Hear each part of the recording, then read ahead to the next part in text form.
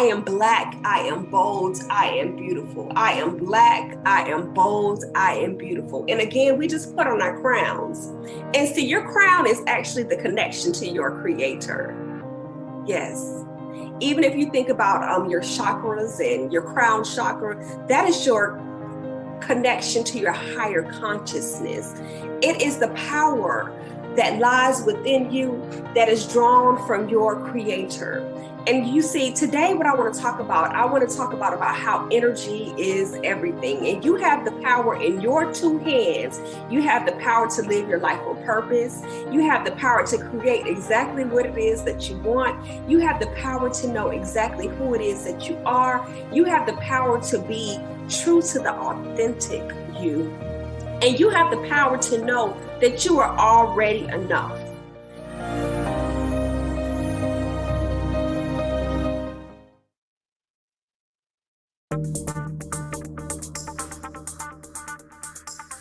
Hi, I'm Megan Davis Aderele, business strategist to powerhouse service-based entrepreneurs who are ready to build a business that elevates their impact, their influence, and their income. At the Aditu Agency, we teach experts laser-focused business success strategies that are designed to help them package up their expertise, leverage their brilliance, and launch their signature offers. So if you are serious about taking your business to the next level and looking to scale up, serve more, reach new goals, and step fully into your power, then I'd like to invite you to schedule a consultation so that we can figure out where the gaps are in your business and see if we're a good fit for one another. If you are truly looking to manifest your visions into reality, then book your call today.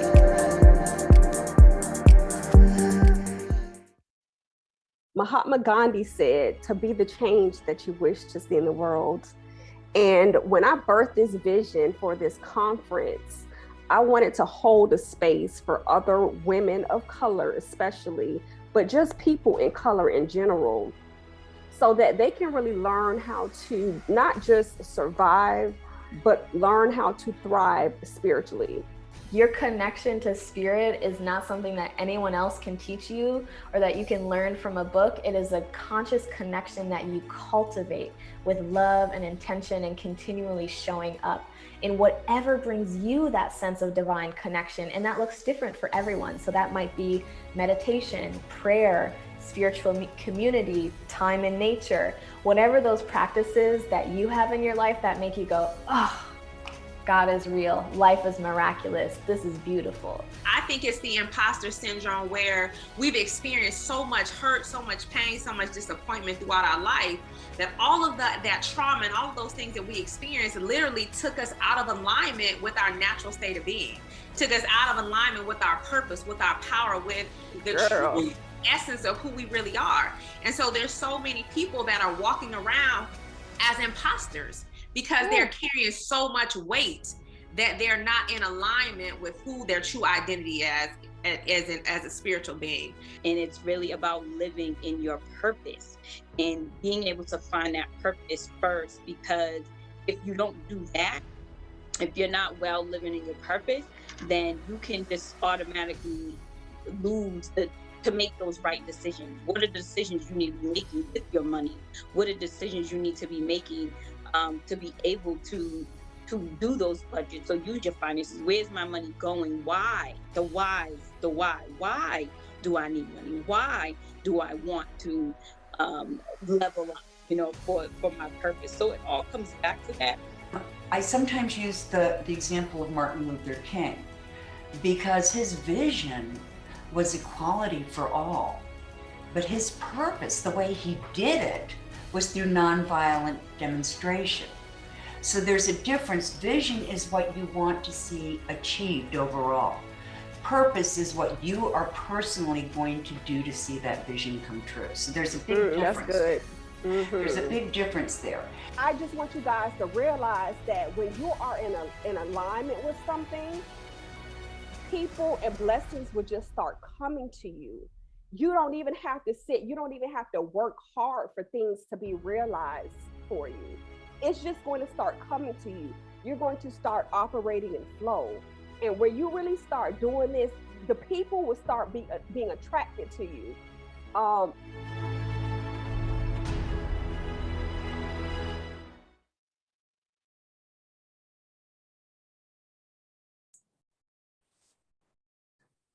Hello, welcome, everyone. Giving honor to Father, Mother, God, my ancestors, my spiritual guides, I greet you with the master word, Shalom. I'm so excited to have you all here for Strengthen the Crown Entrepreneurs Edition. Today is going to be divinely magical. It's going to be a magical experience. I can just already feel it. I hope you have your pen and paper ready because some serious gems are going to be dropped today. Just a little bit of housekeeping before we get started. There is a chat box and we have some people monitoring the chat box. So if you see anyone with that says the Aditu Agency or STC, you can always reach out to those people for any type of assistance. There is also a Q&A box. So if you have any questions, you can also put your questions in there. I encourage you all to support one another in the chats, to share some of your insights, and to also stay to the end. Because at the end, we will bring everyone who wants to come up on stage with us so that we can just get some personalized acknowledgements, feedbacks, some of your aha moments live with us on camera. And I wanted to just see, I see that we have quite a few people in right now. How many people attended the STC event in April? If you can just put it in the chats just to let us know if you were here in April, or to let us know if this is your first time, please also let us know. And while you're in there, also let me know where you are coming on from. I love to know exactly where it is that you're coming on from. Oh, cool. We have some people from Barbados. This is my wife. Perfect. Welcome. This is her first time. We have people in here from Denver. We have some people that have returned. Awesome. Awesome. Yes, just keep letting us know. It was awesome. Thank you. I'm glad you had a wonderful time. We have people from Virginia. We have people from Deerfield Beach, Florida. Awesome. This is awesome. So again, thank you for all of you who have come back, who have returned with us. And if you don't mind, there is still some space available for anyone who still wants to attend. If, you just think about somebody who you think would be able to gain some insight on this, go ahead and please share the flyer with them so that they can be invited and they will automatically receive the information to join us on the Zoom link. Perfect. We have some people that are coming in from California. So we have people internationally. But before I go deep into this, please be sure that you snap pictures and tag me on social media. Anything that you tag, be sure to tag me at Megan Aderele. Again, it's Aderele. Or you can also tag the Aditu Agency, which is TheAditu Agency. Again, the official hashtags of the day are hashtag strengthening the crown, hashtag strengthen the crown, hashtag STC 2021. And so again, while you're at it, just tag me if you can and invite some people. Let us know that you are here. And finally, if you are live, if you're here live with the end, you'll be one of the very first groups of people to see something that I have been working on. And for those of you all that do not know me, my name is Megan Davis Aderele. I am a spiritual business strategist, a Amazon #1 best-selling collaborating author, a metaphysical minister, the co-owner of the Aditu Agency, and I am the visionary behind this conference, Strengthen the Crown. I hail, yes, we're going to say hail. I hail from generations of metaphysical ministers and spiritual leaders who also just happen to be entrepreneurs. And in my role, what I do is I help spiritual people to create and grow their businesses by helping them to integrate their spiritual gifts into their business vision, overcome any blockages that they have been having, and unveil their true calling, so that they can unlock their divine potential and create their ultimate prosperity plans. And so I had a reading a couple of years ago, and I was told that I embody things such as high priestess, grand queen mother, spiritual teacher, healer, and master of her story, which were things that I pretty much already knew. So in essence, my role here on this world is what I learned, I am here to teach it. And through the art of storytelling, I help others to heal the collective feminine wounds by giving our pain a voice. And by digging into her story, I help others to heal their wounds of abandonment, of rejection, of lost identity, and of low self-worth. Ultimately, what I do is I teach people how to heal themselves by releasing any of their past traumas and expressing the truth of who it is that they are so that they can be or embody abundance. I choose to do this work with entrepreneurs, and my message liberates others to take off their masks. I want you to know that you're a vessel and that you too are a vehicle of life. One thing that I have learned on this journey is that you can choose to run, you can choose to answer the call, but to answer the call, you must slow down in life. And so one of the things that I wanted to share with you is oftentimes people, they always think about the pretty side of entrepreneurship. They all want to show off the glitz and the glam and, you know, the perfect things that are happening. And you guys, this conference almost did not happen this time. I was literally on the verge of canceling it up until about 2 weeks ago. Even today, I was like, you know what? I just need to cancel this. Everybody will understand. From the point of, you know, I had to end up firing people who were working with me on the conference. I had someone else who resigned from their position, one of my VAs did.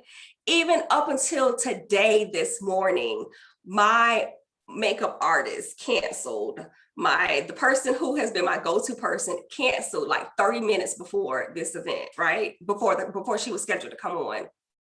And so sometimes as entrepreneurs, there's always roadblocks after roadblocks after roadblocks.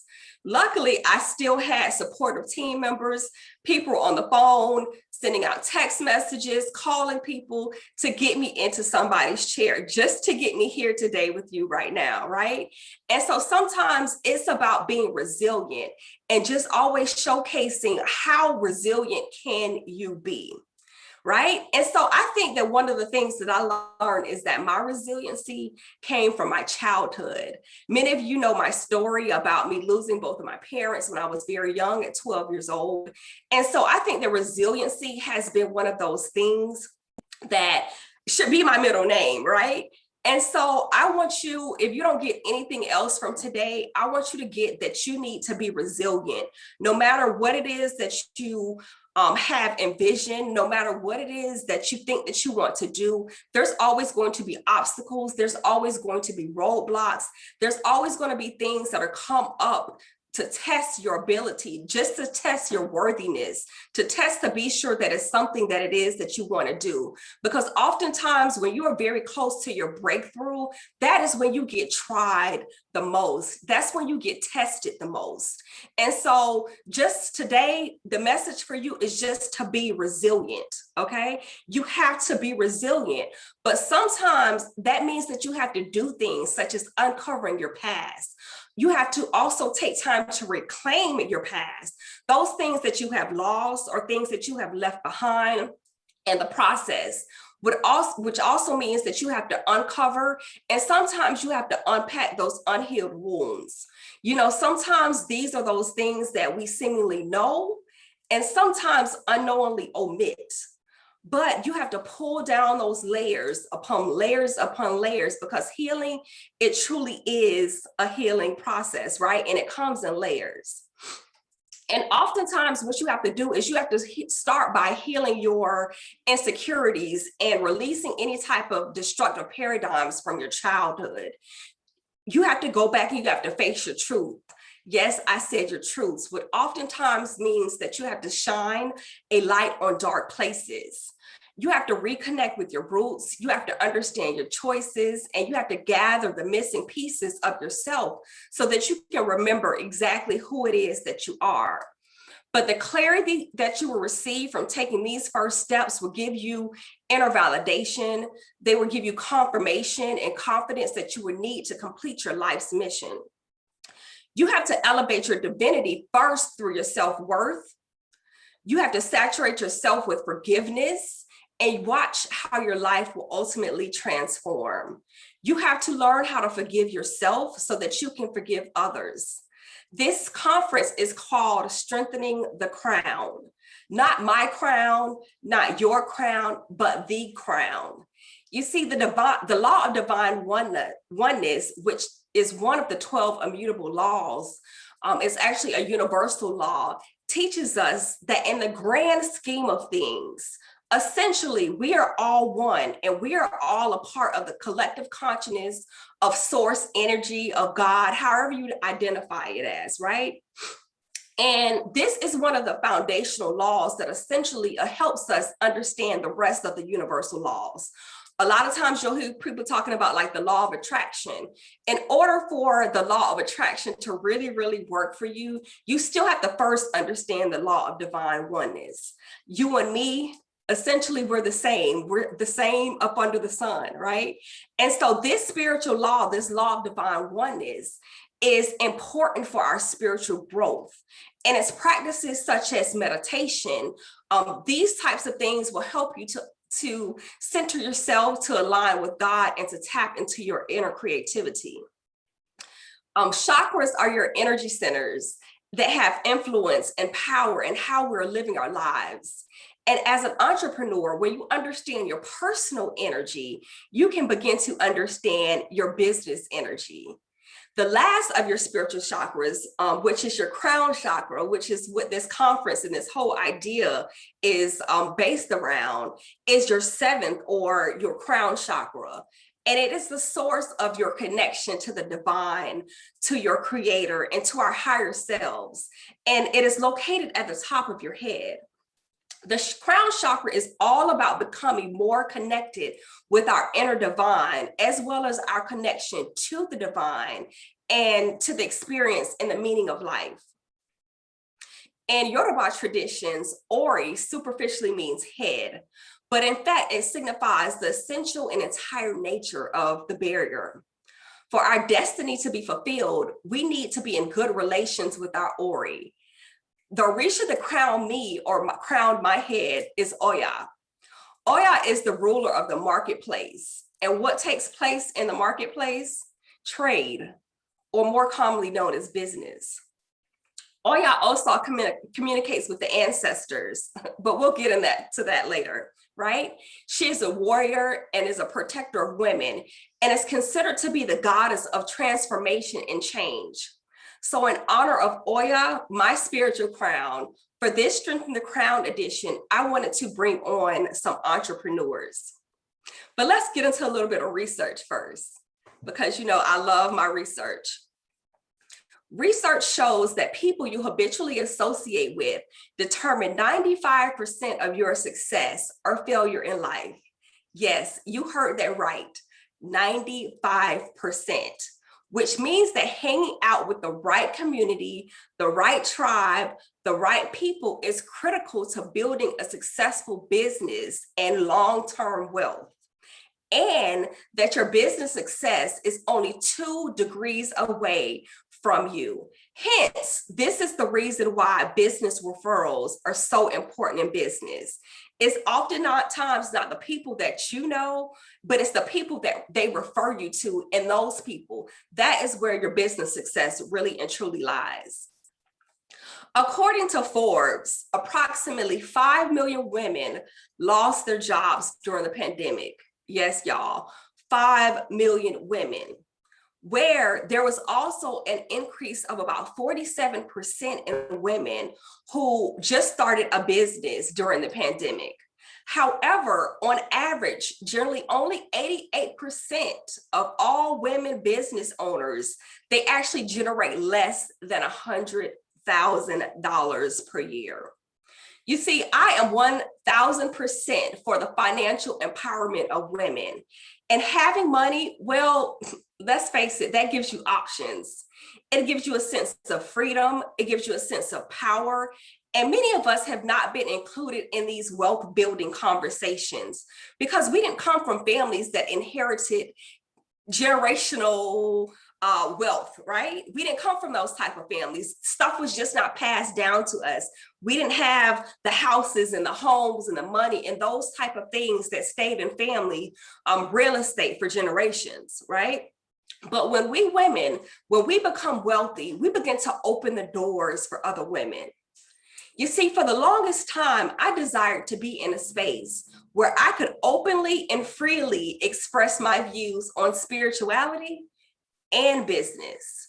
But many spaces did not just exist. So guess what, y'all? I created it.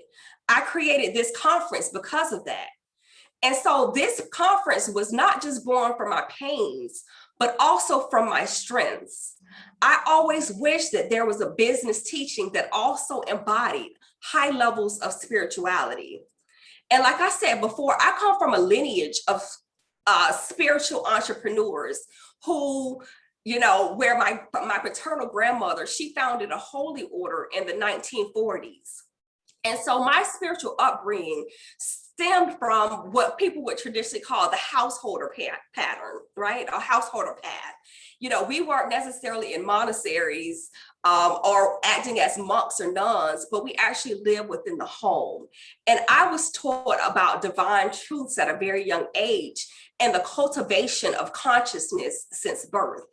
You see, I grew up embodying spiritual entrepreneurship. So it was inevitable to me, for me to follow this path. So I had to stop running from my calling for something that I was good at and making money at, right? And so the reason that I need you to be here is I want you to learn how to thrive. I don't want you just to survive. I want you to thrive. Say, I'm thriving. Put it in the chat. Say, I'm thriving, I'm thriving, I'm thriving. Because spirituality is truly a lifestyle. And you see, we need to shatter the idea that you can't be a healer or a spiritualist, or just because you're on a spiritual path, that you also have to be broke. I know many people have heard that, oh, these are my God-given gifts. I can't have a business from it. It's going to be a curse. You know, and what I'm here to say is some of those things that might have worked 400 years ago, might have worked 4,000 years ago. Those are the types of things that are not working today. And so you have to learn how to monetize your spiritual gifts. So I'm here to help you dispel those myths so that you can claim all of your abundance. That is your divine birthright. Who on here is ready to claim what is already yours? In the chats, say it's mine, it's mine, it's mine. Let everybody else know that it is yours and that you are ready to claim your divine birthright. Yes, I see we have people, Gracie Arite is saying that she's thriving. Miss Phyllis is saying that she is here to thrive. Christine is saying it's mine.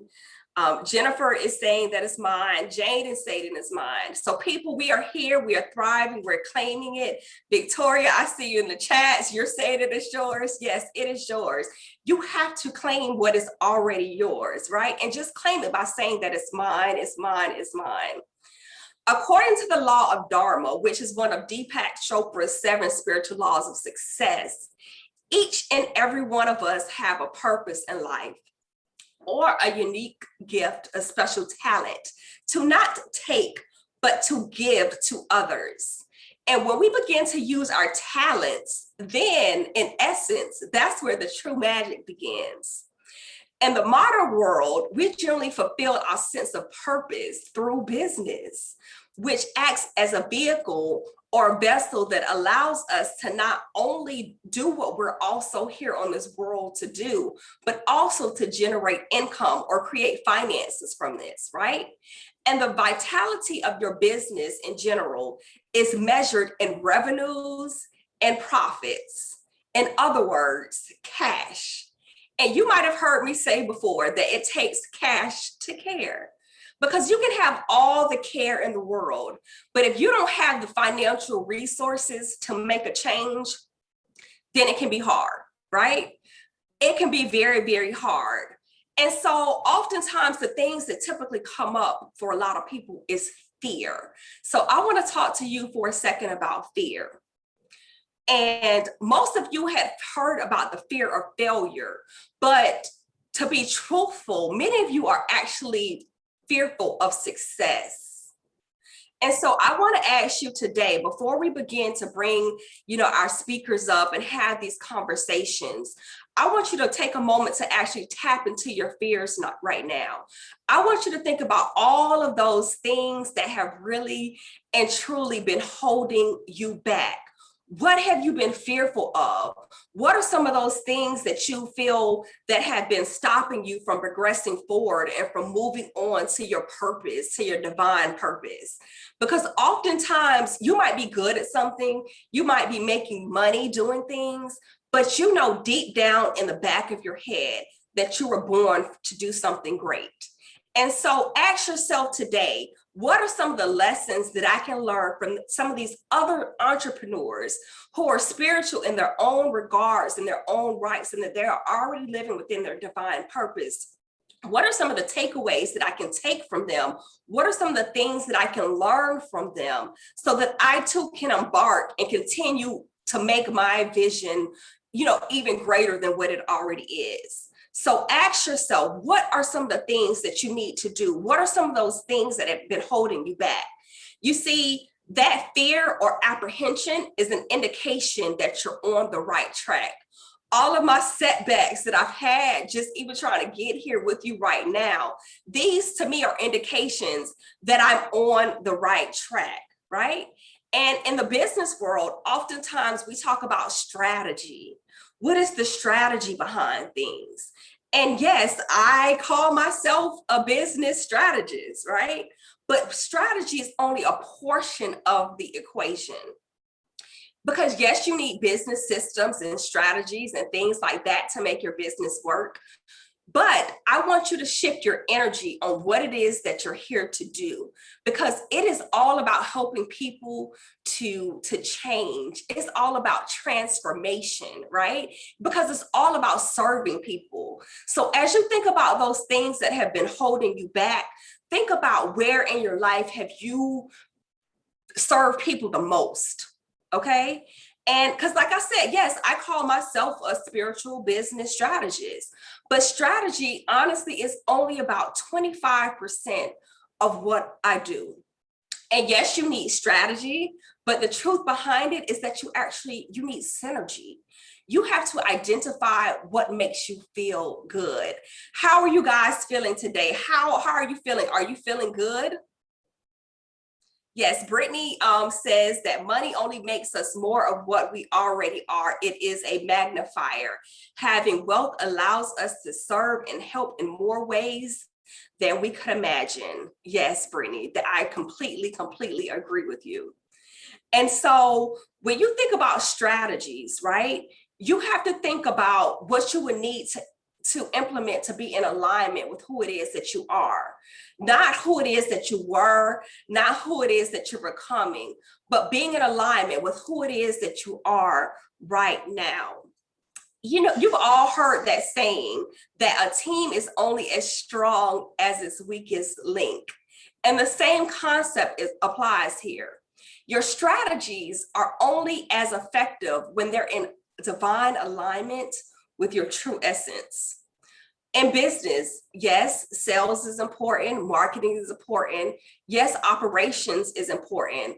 Support and collaboration is key, but it's important that you're taking aligned action. And the strategies that have gotten you here to where you are right now probably will not be what you need to take you to your next level. You see, like I said, in other business, the other 75% besides that 25% of strategy should be in energetic principles. You have to learn to operate your business energetically from a place that is going to lighten you up. You have to learn to lean into your gifts, your skill sets, your strengths. And because at that point, that is when you begin to magnetize more clients, more cash, more opportunities. Because remember, you have to operate from that place of overflow, but integration is key.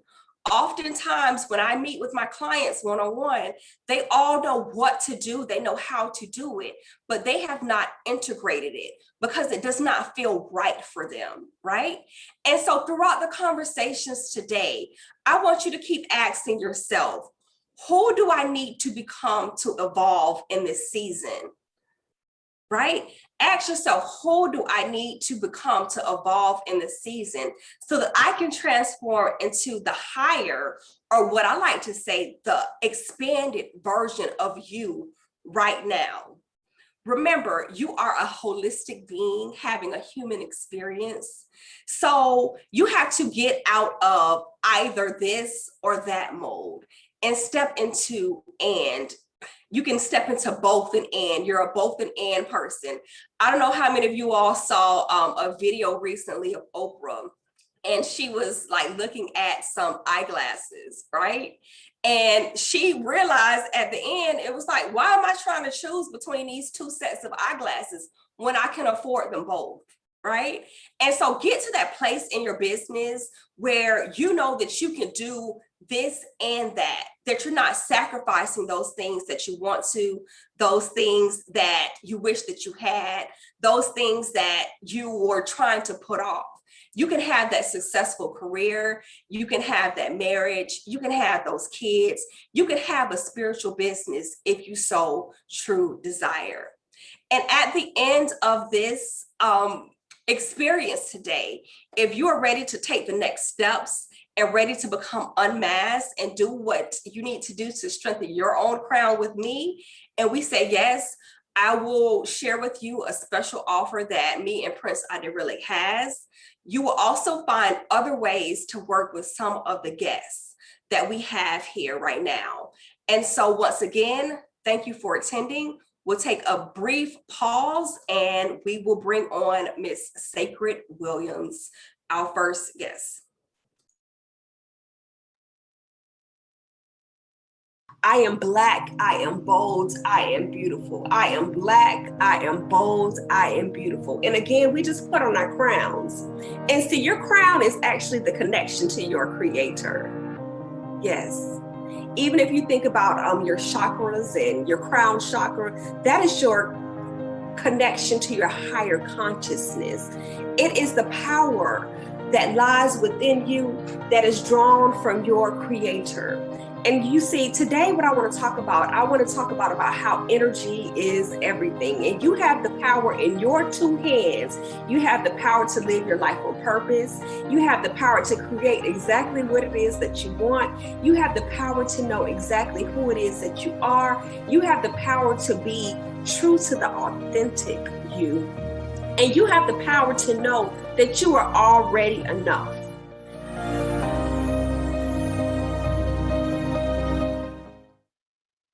My name is Megan Davis Aderele. I'm a leading transformational expert in personal development and energetic alignment.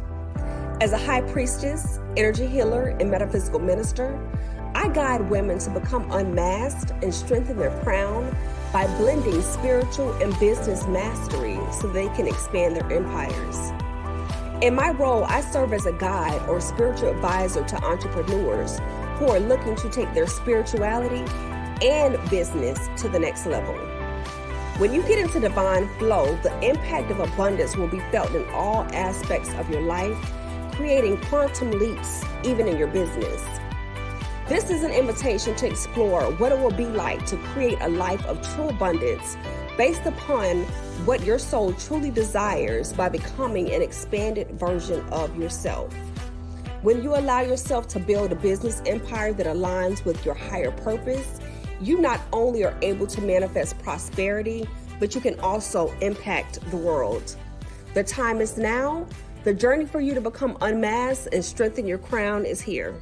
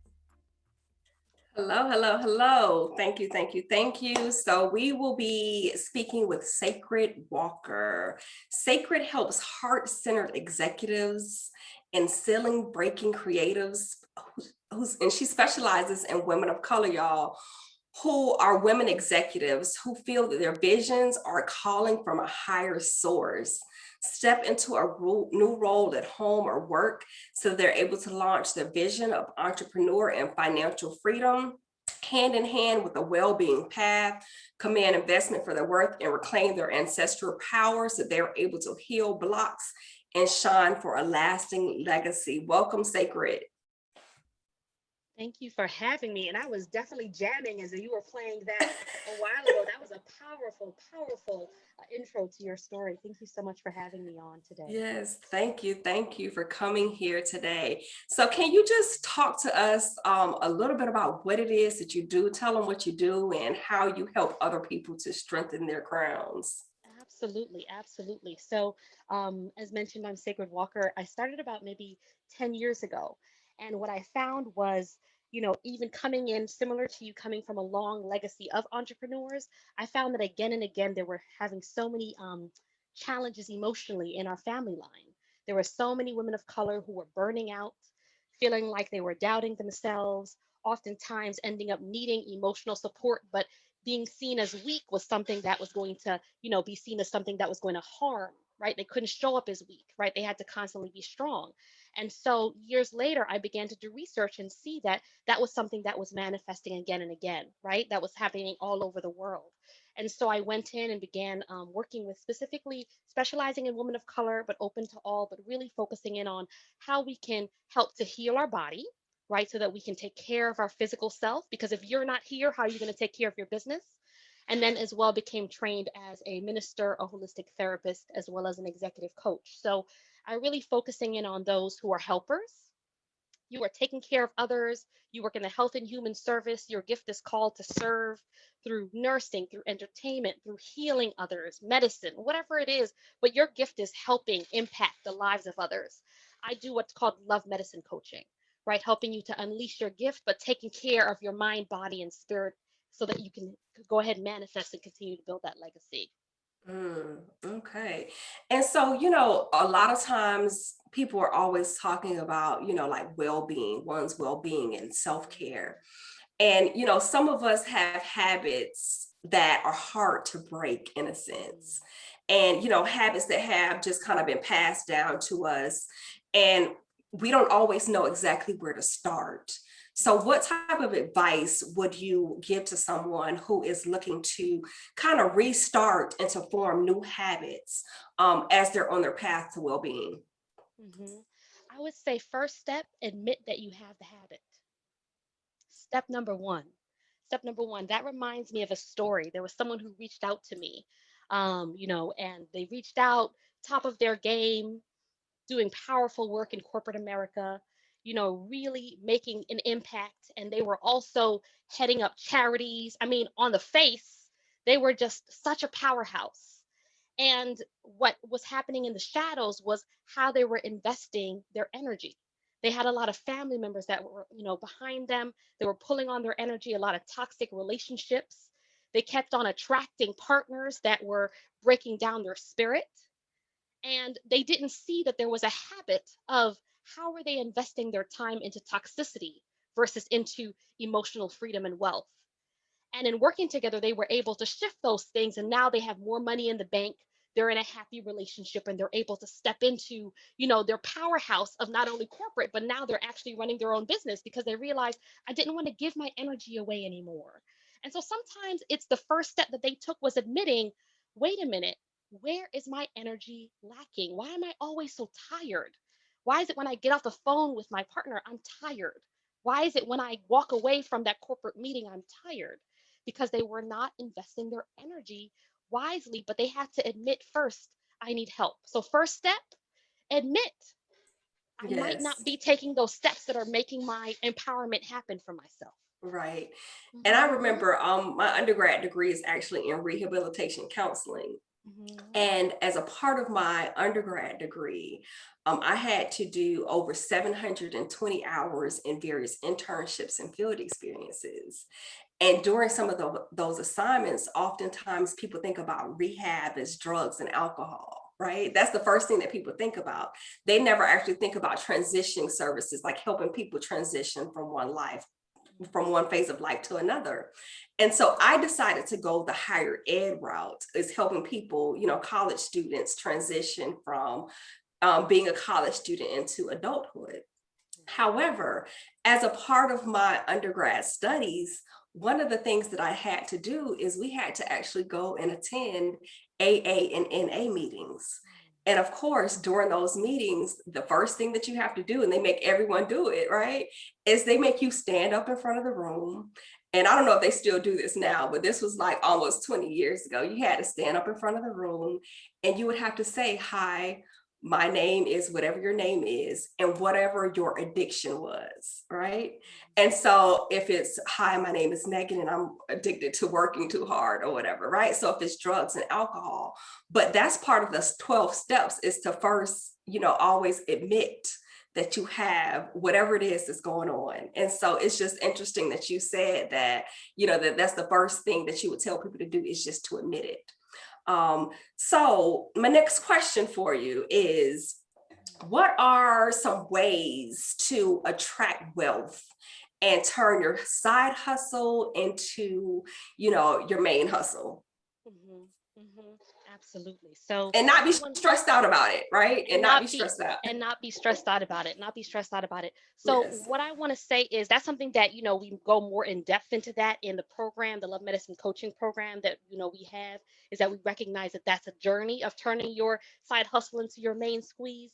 And I just want to build off first of just saying, I appreciate the fact that you mentioned, your own journey around how you can be able to see how those habits can shift, whether it's addiction or whether it's just looking at how things on a daily basis can break down.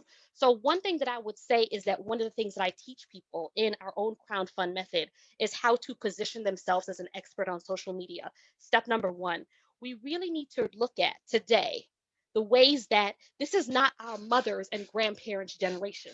Okay, this is a whole new generation of, I want you to, if you have not done so yet, I want you to right now create what we call in-house a brag bank. Write down everything that you have accomplished. Earlier, you were talking about how we can look at what are the ways that we are afraid of success and failure. Write down everything that you have accomplished right now on a sheet of paper. Write it down. Have it up on the wall. Post it, right? Write down even if it's at least 10, right? I have won the award for Essence. I have gone in and become acclaimed on Black EOE Journal. Those are some of mine. But I want you to write down some of your successes. And I want you to take time where you begin to cultivate, how have you been playing small online? I know that my mother's generation, I'm Afro-Caribbean, right? My mother's generation is, don't put me on no social media. Don't tag me on social media. Don't take no picture of me and put me on social media. But one of the first steps we teach is how to craft your story so that you can truly declare and go ahead and step into your power and your gifts in a way that you are not burning out and you're not burning the midnight oil trying to craft an image that does not feel authentic to you.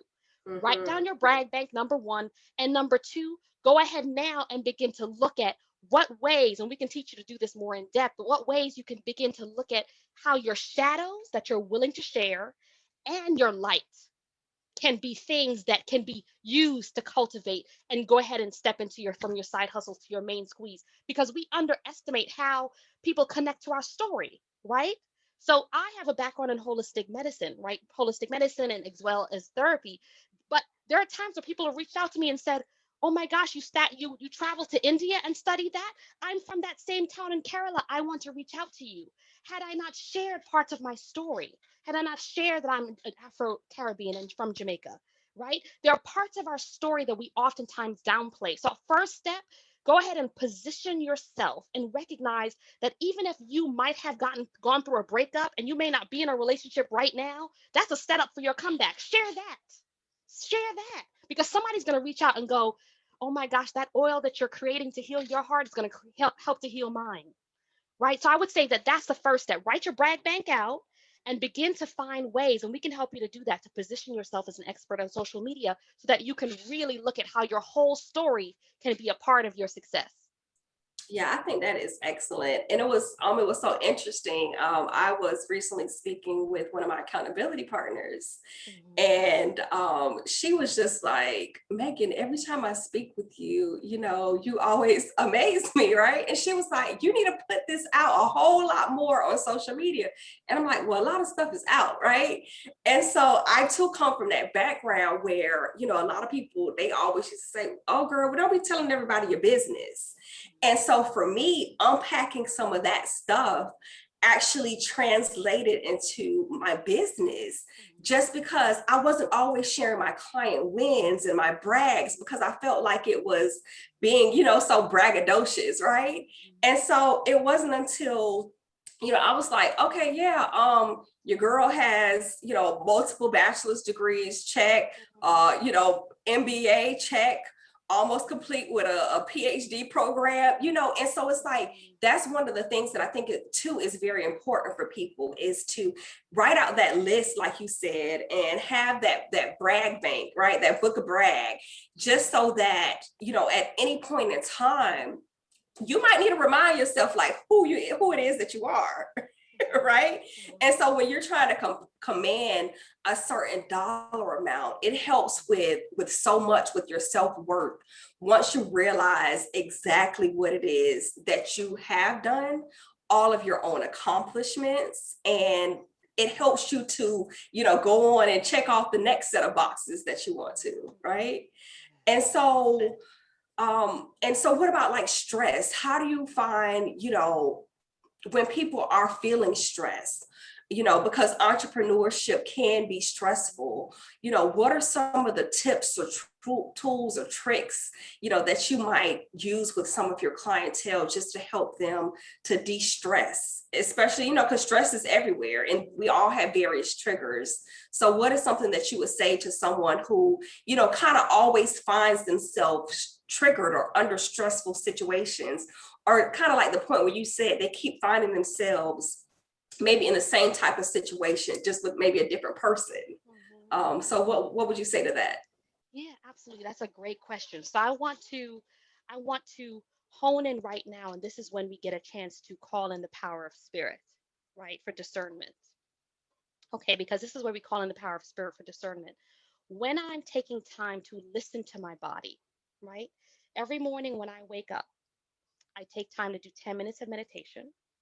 I take time to get clear on what exercise do I want to do. And I create, these are the one or two things that are going to call in clarity for my day. While I'm in that centering place, I'm listening to my heart. Is my heart feeling heavy? Am I thinking about what that person yesterday said, you know, when it bothered me? Am I feeling like I have so much on my plate, but I might be afraid to bring in and ask for help because in the past that has caused trust issues, right? Can I trust people? That's a part of discernment. We get to sit with it, right?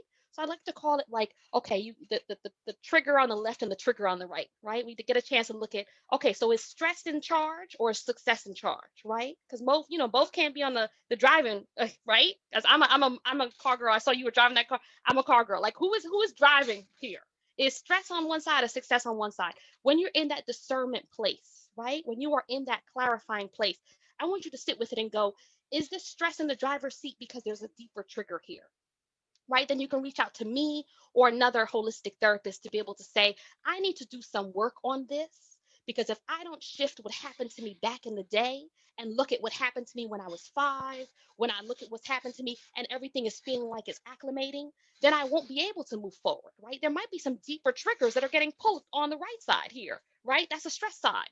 It might be on the left side where it's like, you know what? I need to really look at how am I creating balance, right? I look at my time as, where am I investing my energy? And am I investing it in my wealth, or am I investing in limited belief, right? So if I'm over here, I get to say, if my hourly rate is X number of dollars an hour, because I'm really clear about what my worth is, and I'm about to create a flyer, I'm about to send out emails, I'm about to create calls, I have so many things in my day. Am I investing my energy wisely? Who do I want to call in? This is why we help people to look at how do you build your team? Because there are platforms that are out there to support you. And if you have success on the corner over here, success can say, you know what? I'm the only one that can directly do X in my business. And if this is the hourly rate for it, and I'm going to invest my energy over here. But you know what? That flyer that I need to create, let me go ahead and work with this team to figure out who I can bring in. Let me make sure that I can look at how do I outsource that. And all of a sudden, my day that was originally going to be 12 hours long, all of a sudden went into a 2 or 3 hour day. I highly recommend the book 4 Hour Work Week, because we have to begin to look at, especially as women of color, what is our ancestral awareness or belief that we have to give our time away for free? What is our ancestral belief that success means the only way I can do it is if I do it all myself, right? This is where you get to look it over here. What is my trigger around that? If I don't hold it, no one else can. That's not true. That's not true. When you move in a spirit of alignment, you can begin to look at, how do I attract people that are trustworthy, that I can trust with delegation? It's not that you were bad. It's that you need to attract people and discern and create protocols so that spirit sends you, you manifest people who will be exactly the one to create that amazing flyer while you're going ahead and manifesting the next level in your business and calling that corporation or calling that person back or taking time to go to the doctor because your stomach is aching, right? Right. Exactly. And it's important. I think that that delegation is important, and that is one thing that I think that especially a lot of us women as color, we have always been the primary delegator, like in our households and our homes and everything else. And so, just in the business world, it has always just kind of come naturally. And I think even too, that's almost where that concept of like that angry Black woman comes from. It's just because it's just like we always have to be in control because we don't always have that support system, around us to really help along with the delegation, right? To do those tasks. And, as business owners, there's different levels, like you said, of tasks that we have to do. Is this a $10 an hour task? Is this a $100 an hour task? Is this $1,000 an hour task? Is this a $10,000 task? And it's so important for us to really be able to quantify what it is that we're doing on an hourly rate, just to know whether or not it's something that we should delegate. So I 1,000%, agree to with what it is that you're saying. And so my last question for you is, how can we honor our calling as an act of self-love? What would you just say? Like, how can we honor ourselves, our purpose, our just us as a whole? How can we honor our calling, what God has given us, as an act of self-love? Absolutely. So what I would say is that one of the biggest gifts that I've had is being able to see again and again people of color, women of color, honoring themselves as an act of self-love. One of the ways that this past year in the pandemic has taught us is the ways that stress, is the ways that fear about the economy, is the ways that, loss can impact our emotional health and our sense of security, whether it's emotional or financial security. And so there were a lot of decisions that were made from a place of reactiveness, right? Self-love means that I get to reconnect to that part of myself that can never be taken away despite the economy, despite the public health pandemic, despite the social injustices of the world, projections onto my body, immigration changes, right? All of those things that are happening, that self-love is saying that core calling inside, that core voice.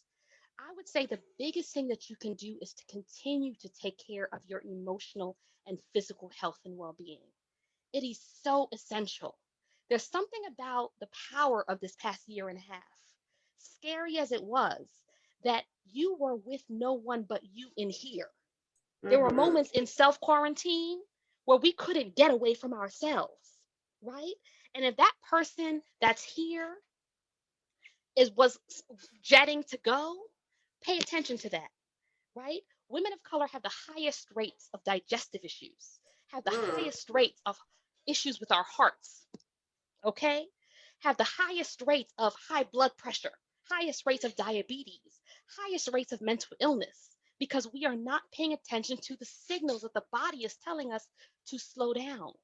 How do we connect to self-love as an act of expanding our business? We have to be here to manifest that, right? So I think if nothing else, this past year has taught us about the importance of taking care of yourself, listening to your body, right? If your heart is heavy, but it's also feeling achy, reach out to someone. You can reach out to me or another practitioner to say, let me take care of my emotional health, right? Let me shift some patterns so that what's happening in my home, right? That household feels healthy, right? I can create a well-being pathway. I would say that's foundational. Then everything else can come. I can manifest the wealth. I can create the strategies, right? I can go ahead and look at how I can unleash my gift. But that little girl or little boy inside that is calling for you to slow down and say, God is like, I've been holding you since you were little with this gift, but I want you to be here. I want you to be here for it. And that is one of the biggest things that we see the highest rates in our communities is that we don't sustain because we don't always pay attention to those warning signals. So that's what I would say would be step one. Pay attention to the body. It knows. And trust yourself. Just trust. Trust because we Yes. are resilient. We are resilient. We're here. And so for everyone that's on, Victoria, I know that someone from your team, Sacred, has dropped a link, but you are offering an initial consultation with everyone. And can you just tell us a little bit about where we can find you, the easiest places that you want us to find you, and what is included in the initial consultation? Absolutely, absolutely. So part of the way that you can reach out is at Ask Sacred. I feel like just in being connected to Megan in your circle, I feel like we're in a circle of some powerhouses. So I'm in good company. So you can definitely reach out to at Ask Sacred. A part of the consultation, a part of what we'll go through together is really begin to assess what are some of the blocks? What are some of those red flags that are coming up that you are ready to say yes to looking at? What are some of those patterns that you're ready to shift? And then we can create a vision unleashed plan where we can say, let's look at your well being, right?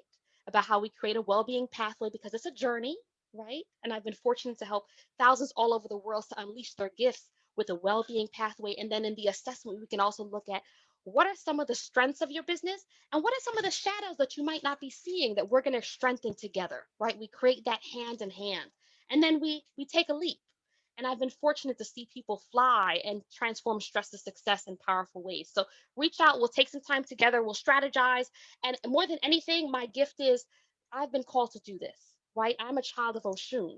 And one of the gifts of being a child of Oshun is that I walk in the power and the spirit of love, recognizing that even Oshun, in her beauty and in her love and her effervescence, had hard times, right? So I get to say, how do we look at your challenges? But that's not your end of your story, right? We're going to create a new story together. So reach out, you can send a message. And the minute that you send a message, myself or my team will add you to our newsletter. We have a couple of events coming up. But more than anything, I want to support you to thrive. So if I'm a good fit, great. And if not, we'll plug you into who is, because that's what we do for community. We look out for each other. Yes, thank you once again, Sacred, for coming on today. And everybody, if you don't catch the links right now, after this tomorrow, we will be sending the ways to connect with everyone else again, as well as the link to connect with Sacred. But it was an honor speaking with you today. And I look forward to working with you in the future. Absolutely, absolutely. Okay. How was that conversation with Sacred, everyone? It was awesome, right? Let's see. Yes, we have some thank yous in the chat. So yes, like I said, everyone, what we will do is post-conference like we did the last time. If you don't have a chance to grab the freebies, we will go ahead and we will email out the link to everyone so that you can join in with them, get a consultation, see how you can work with these speakers as well. And next, we're going to be speaking with Sara. Sara is the co-founder of Elite Mystique Agency, and Sara's work masterfully blends deep metaphysical, vibrational, and kinesthetic principles with ancient wisdom and practicality of everyday living. She openly shares her experiences and to her audiences, and therefore receives a dose of inspiration, motivation, and actionable steps that her clients can apply immediately in their work, at home, and in their life. So welcome, welcome, welcome, Sara. How are you today?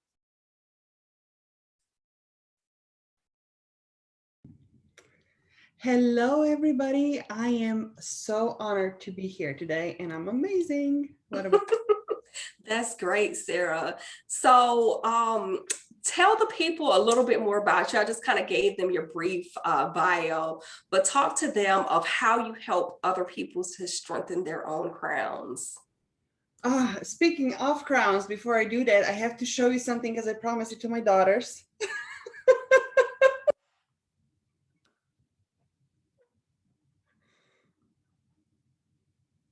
There we go. So look, we are going to wear our crowns for this conversation. Okay, I'm ready, Sara. Come on.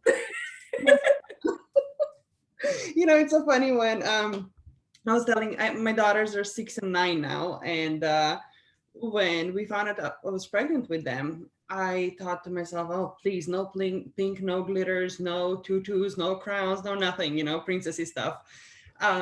And then they asked what was coming up for me for today, and I shared about your event. And they ran into the room and came back with a tiara. It's like, so this is for your coronation today. See, look, you have been crowned by the babies. Yeah. I love it.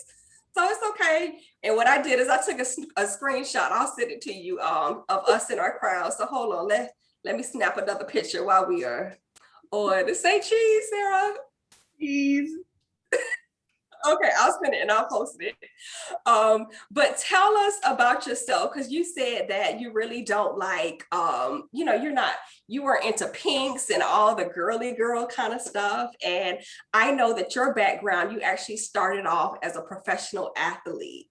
So talk to us about your journey from professional athlete to what it is that you do now. How did you get there?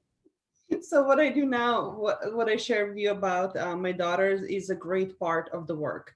Even though 10 years ago, I started out specifically helping business owners on the back end, running their businesses. And as you were talking with Sacred about delegation and stuff like that, I started to notice the big missing chunk was like everybody that I got in touch with and I got to support, their businesses were awesome. They were rocking and rolling. Their lives, on the other hand, not so much, or maybe their health was on a life support.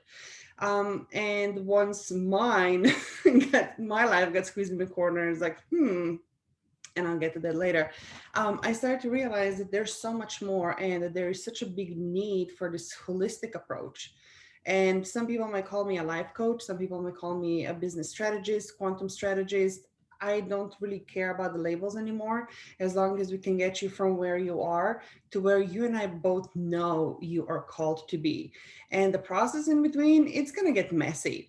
Transitioning from being an athlete, international athlete, that was one of the messiest projects, I should say, for me. Because if you imagine, my accent is from Slovenia. So imagine this picturesque medieval town of about 20,000 with red clay rooftops, houses stacked above each other on a hill with a castle on top of it. That's where I grew up. It was very practical, very pragmatic way of living. I was raised by a by a grandmother, mainly in a multi-generational home, who was a survivor of a Second World War. It left her really wounded in so many ways. So there was no space for magic in a way, or in our house, there was no religion because she was so wounded by Roman Catholicism. On the other hand, there was, fairy tales that never resonated with me. I was never one for those, oh, Prince Charming is going to come and rescue you. It was always you're strong, you're independent, you're fierce, you take care of yourself, you show your financial security. And as an athlete, success is always measured, right? So that's how I got through the athletic career. That's how I got to New York. That's how I even started my business. Very rigid. Um, but then through experiences, I had no other choice but to really start softening. And that's when the spirituality ultimately came in, and tiaras and tutus and glitters, all that good stuff. Right, right, right. You know, we have to get glammed up when we have to, right? But on a normal day, I'm a baseball cap kind of girl myself, you know? But it's funny. One of the things that really stood out to me that you just said is that you're not into labels. And I have so much found myself in this space right now of not being into labels. You know, for the longest time, I was a personal branding strategist. I was calling myself a business strategist. You know, I'm an ordained metaphysical minister. I'm a Reiki practitioner. And, you know, I have had so many different things. I'm going to various trainings for, you know, certification and life coaching, you know, spiritual business coaching, spiritual life coaching, all these various certifications, right? And it's like was telling my one of my accountability partners, like I was saying a little bit earlier, is that I'm just like not into the label of what it is that I'm doing. Like, you know, it's almost just like, call it whatever you want to. I don't care, however you see fit. And so what makes you think that you got to this point right now? Why you feel like you two just like really, you know, forget about these labels? Like what kind of got you there spiritually? That is such a beautiful question. And I haven't even thought about it that much. All I can say, it was within this past year or so. Same here. I don't know what it is, but it's just like, yeah, and Sacred was saying it beautifully, how, you know, it's you, yourself, and the reflection in a mirror for most of the time. You got the time to, well, are you rethinking? Are you reimagining? Are you awakening up to, hey, this is really not my life here? And on my end, I noticed when my business partner and co-founder of Lilith Agency, that was a conversation that started about a year and a half ago. And we were so blindfolded by how things need to look like, how we need ourselves, how we need to and for a long time we would go back and forth crafting the emails, and they were perfect emails, but then we'd go back and forth, oh no, name me this and don't name me that. And just to the point when we looked at each other the other day and we're like, you know what, there's no way of describing what we do. It's about experiencing it. So even the bio that you were reading, it's always a fun experience having it read back by somebody else. And I'm like, okay, let's bring in more experience here, because right. they don't say much, right? A life coach, awesome. Strategist, great. But what about, hey, you know what? We're going to bring colored gel pens and we're going to turn your life upside down on the paper, and we're going to put it on autopilot, and you're going to be rocking and rolling and dancing around the house. And your kids, even if they're interrupting, they are never going to interrupt you, because you're just going to be so full of life. Right. It's a little bit different. Right, right, right. And so I know you have a background in quantum theory, right? Yeah. What about it? So can you just describe to the general person of exactly what it is, and maybe how you incorporate that into your business and how you work with your clientele? So my quantum theory, I am not a quantum physicist in any means, but what I found, either working with my clients or even on my own life, coming into the space where we literally turn things that they have been dreaming about for 20, 25 years, and we bring them into reality within a year or two, I started to pay attention about what it was in those feedbacks that I'm receiving from my clients. And then I look around my life. It's like, yeah, in all these years, 37 now, I have accomplished and created more than most people will ever in their lives. And I started to then go back and I was like, how is it possible that I can talk to my husband in the morning and in the afternoon I would say, hey, the other day we were talking about this thing. He's like, you mean 3 hours ago? As I was saying, Right. it's simply time. Time is like a construct. In the plainest, simplest terms, it's like it doesn't really exist. We're the ones who made it up. And there's no such thing as linear time, especially when you are in flow, when you find yourself working on something that charges you, that fulfills you, that excites you, that is in the alignment with your calling. You can create, in terms of, let's just talk about productivity right now. You might allocate 8 hours of a day and you're like, oh, I really need to do this thing and I need to hunker it down. And I guarantee you're going to be spending 3 hours just looking at your to-do list and looking at the timer and like, what am I supposed to be doing here? But when you really get into the flow, 2.5 hours, bam, done. You won't even know that it happened. It's going to be so easy. And it's going to be so exciting, and it's going to give you even more time for anything else that you want. And what kind of advice can you give to the audience who is, looking to emerge into new ways, really with like fire in their heart, that they're seeking truth of this whole inner knowingness and, really looking into hone in on the power of their vision and, really to tap into their own vibration. What is some advice that you can, give to the entrepreneurs that are out here today? One of the most important things that I believe we finally start to talk about, but by no means we own the conversation, because we are standing on shoulders of generations who have brought us to the point, especially for women. It's like we no longer conform to the norms and expectations and the boxes that we were supposed to fit in. And those of us who are awakening, who are starting to realize that there's more to life than having all these degrees and accolades and zeros in the bank account and specific numbers on the scale and everything in between. This definitely is the first thing, to just start reimagining your life in a different way and be mindful that it's going to trigger the heck out of you, because as you do, as you close your eyes and you paint this picture of the most amazing, abundant, energized experience, it's going to be, but you're not working enough. Oh, but you know what? You're not working hard enough. Hey, remember the other time when you failed? And oh, but it's not just one the other time, it was like many other times before, and you let this person down. And it's going to be voices of your moms and voices of your dads and voices of your spouses and everybody else.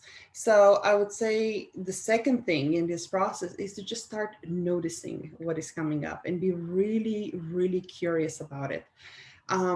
Now, I want to say this gently, that in this process, a lot of times we resort to complete bypassing, because they're like, well, if I want to feel good in the future, I need to feel good right now. So I'm just going to tuck away all the bad feelings and we just drug.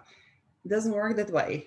That's why I said at the beginning, it's a very messy process, because you need to open all those suitcases you have been carrying through hundreds of lifetimes. Yes, that baggage. And why do you think that, as entrepreneurs, why do you think that it's so hard for us to, let go of all of that past baggage, and just in your experience, why is that so difficult for us to let it go? Well, first and foremost, it's what we have always known. It's a comfort zone. Secondly, it gives us approval and a sense of belonging. Uh, we are not judged. We are not, well, we always are judged, but not in a way that is so new, because now we still fit the mold. We still fit the criteria. We made our parents happy by getting a doctorate degree, even though we hate the job. So for entrepreneurs, I think this is so important, because ultimately there's only so much that the plain strategy can do for you. And then comes the mindset piece, when you start unraveling all those blocks and you start to find your way and you make that strategy to somebody else made for you, you made it your own. But even that is going to only get you to a certain point.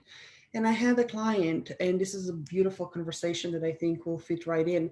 She said to me, why should I even care anymore? She's like, I'm exhausted.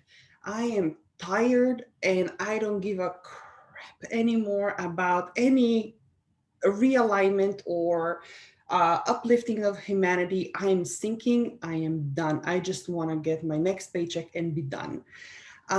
So I was like, wow, you know what? I totally get that. It's really hard making it through life with one hand tied underneath you, with layers and layers and layers and layers of stories and programming and indoctrinations that are not even yours, that completely immobilize you, pretending you're somebody that you know you're not, living only halfway, but all of that effort is enough just to keep you above the surface, just enough so you can stay on the surface, actually.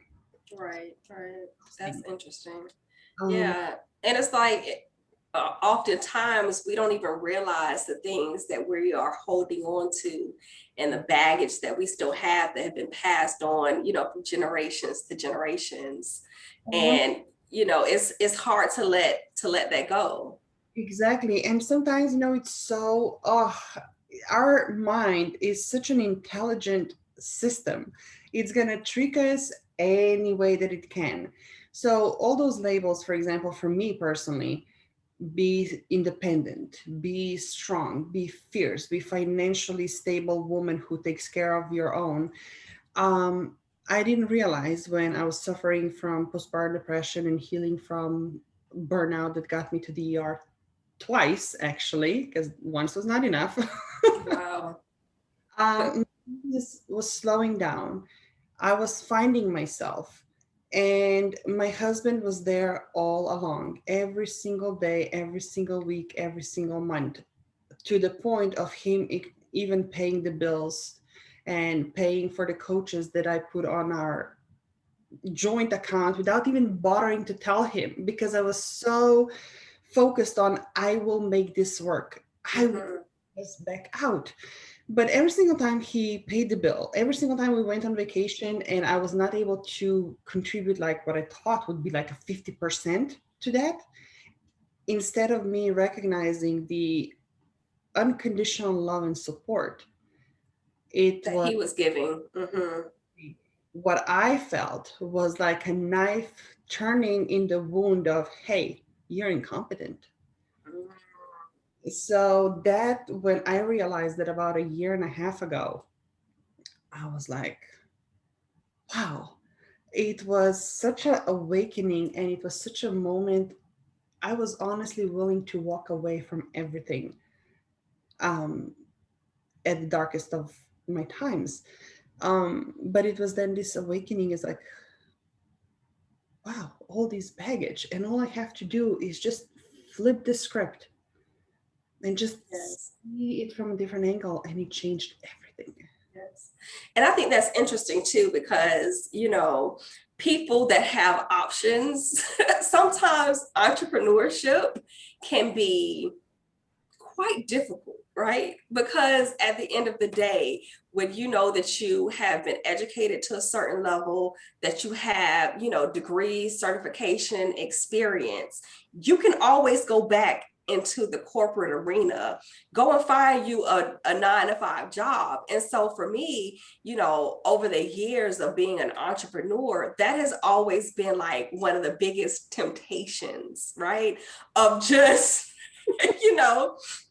staying an entrepreneur, because it's a lot to step into that level of leadership of managing teams, of having people that are financially responsible for you. And it's a lot of stuff that people don't talk about, because they just want to paint this whole beautiful picture like entrepreneurship is just like wonderful, and sometimes those can be like unknown stressors and unseen stressors that people don't even talk about, like when you start expanding your team. And for instance, you have people that are working remotely in other states than you? You know, how do you hire team members that are within the same state? It's about like learning new state labor laws and, you know, learning all of these types of things. And so, you know, there's still these little points on the back of your head, like you're saying, like, oh, well, just go use that degree and go do something else, you know? Oh, you know, well, just go back to school and get another certification and you could just still be making, you know, XYZ money. And so it's just funny just to hear someone else, you know, say it. But these are conversations that really goes on in people's heads that we don't always like to truly admit it, right? But then on the other hand, you know, one of the things that I'm starting to recognize and really resonate with, entrepreneurship, as much as you can get a degree in entrepreneurship in school, at the end of the day, entrepreneurship is frequency.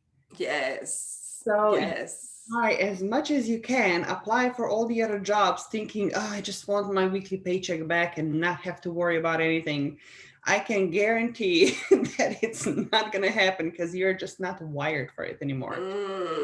So talk to us about that, about frequency, because, you know, what some people don't know is throughout the years, I have been laid off from corporate jobs, you know, director level positions, not once, not twice, but 3 times.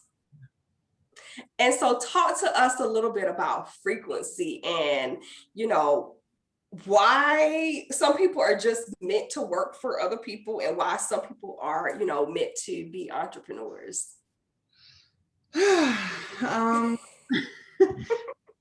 most easy way to understand frequency when I elevated myself to the level where I was even susceptible for these conversations was hearing Abraham Hicks talk.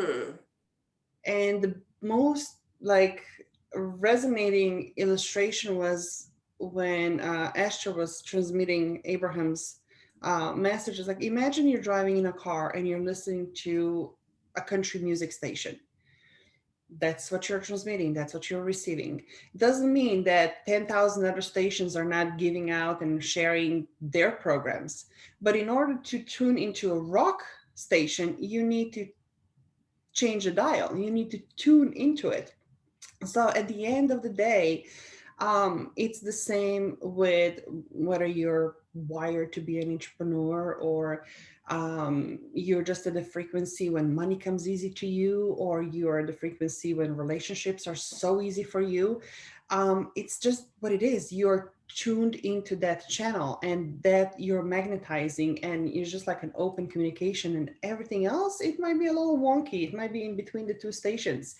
And some of the ways to start adjusting that healing actually is through all these releasing of the old baggage. And it's not just on the conscious level with the affirmations that we are reading, but it's really embodying it. And some of the yes. And it's a very everybody experiences differently. For me, it's this deep knowing in the navel area when I feel grounded and I'm like, yeah, this is it, right? So another example, about 2 years ago, my husband and I had an afternoon off, and we're like, hey, you know what? We were talking about this new car we wanted to get. And I was like, we have some time. Why don't we go up to the dealership and look at it? I would love to see it in person, not just in catalogs. So we make our way, promising each other we're not driving off the parking lot with a new car today. You're right. So we go in there and I fall in love with it. And I felt this like, yeah, that's it. This is our car. I mean, there's no questions. So they took us on a test drive, no pressure. It was one of the most elegant experiences that I have been through in all the sales processes, not just with buying cars. But what was interesting is that later in the afternoon when we got home, like, you know what, let's just see what are some of the options. And these days technology really works. So it was literally sitting in front of computers, like, let's apply this color to the exterior. What about this interior? Oh, I want the sunroof. Oh, and I want this thing too. So we had this car assembled, like, yeah, that we could totally dig that, but let's get ready. So it wasn't until, I would say, 2 months later when we finally, like, yeah, we're ready. We called the dealership. We told them what all the customized items were that we picked on that same day when we got home. It took a while to find the exact match to what we wanted, but we finally got the car, and I opened the paperwork, and car was actually put through the assembly 3 days after we did it on a computer. Wow. So I got goosebumps because it was one of those things. Yeah, you ask what you want, you are clear on it, and you are willing to give it to yourself. And just because you already know what you want, it will wait for you until you ask for it, and then are you willing to give it to yourself? I love that. Love that. And so, Sara, how can people connect with you? I know that you're on LinkedIn. That's where we connected, is on LinkedIn. And you also have a Facebook page. But just let everyone know how they can connect with you. And I know that you have a gift that you want everyone to watch, of a YouTube video. Can you just describe to us a little bit about what the video is on? Absolutely. So the training is super simple, 28-minute training where I really walk you through the process that is the framework for what I've been using in my life and what our clients have been using to not only really build the businesses that they wanted, but to deepen their relationships, to reclaim their health. And at the end of the day, like I said, turning 25-year dream into reality. So in essence, there are 6 prisms through which I look in life. We're talking about you as a being. We're talking about your business. We're talking about your life. We're talking about your business. Did I just say business? We're talking about the mindset and the spirituality, and how neither one of them is a separate basket. They're all like a tie-dye. So in this training, what I walk the audience through is how to apply this into every aspect of their life, step by step, no matter where is it that you currently are, because some might be more advanced in certain areas and just getting started in others. That training is available on makeyourlifeyourlegacy.com. Okay. Also on, since we're just launching a new website with Elite Mystique Agency, so it's elitemystiqueagency.com as well. Perfect. But again, thank you, Sara. After today's presentation, like I said, we will be sending out the links so that everyone can connect with all of the speakers on social media, as well as the link to your freebie. But thank you. It was an honor to speak with you today. Thank you so much. Thank you for having me. All right, bye-bye.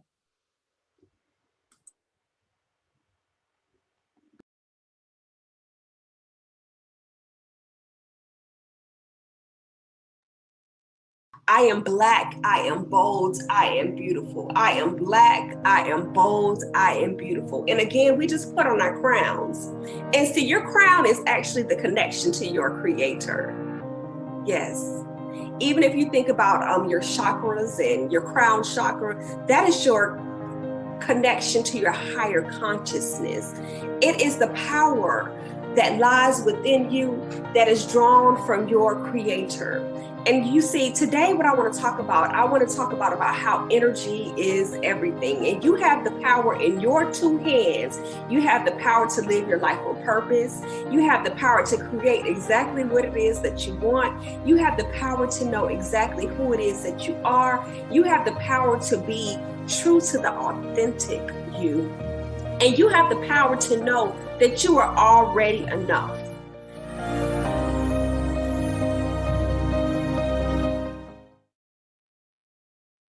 My name is Megan Davis Aderele. I'm a leading transformational expert in personal development and energetic alignment. As a high priestess, energy healer, and metaphysical minister, I guide women to become unmasked and strengthen their crown by blending spiritual and business mastery so they can expand their empires. In my role, I serve as a guide or spiritual advisor to entrepreneurs who are looking to take their spirituality and business to the next level. When you get into divine flow, the impact of abundance will be felt in all aspects of your life, creating quantum leaps even in your business. This is an invitation to explore what it will be like to create a life of true abundance based upon what your soul truly desires by becoming an expanded version of yourself. When you allow yourself to build a business empire that aligns with your higher purpose, you not only are able to manifest prosperity, but you can also impact the world. The time is now. The journey for you to become unmasked and strengthen your crown is here.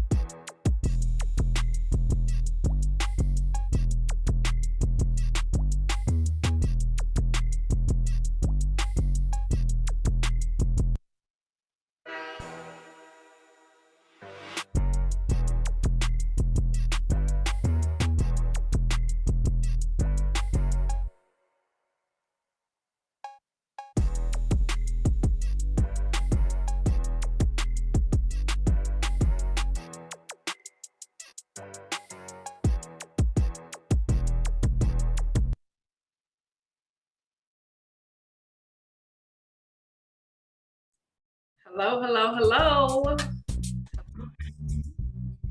Welcome back, everybody. Welcome back, welcome back, welcome back. So we have had two awesome conversations so far with Sacred and with Sara. And now we are about to have an intimate conversation with Kimberly. Kimberly is a certified financial educator of her self-experience, and she educates others on how to build and leave a family legacy which can be passed down for generations.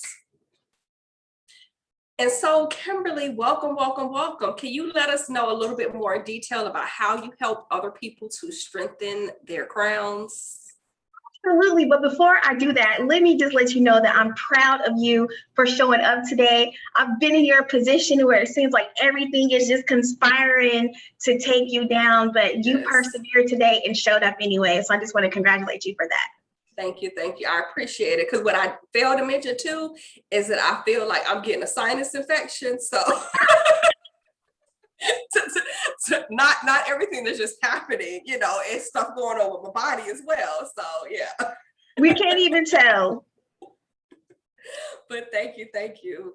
But thank you for joining me today. And I'm excited to have this conversation. But I know that you have her self experience. So tell us what you do with people, just so that they can strengthen their own crowns.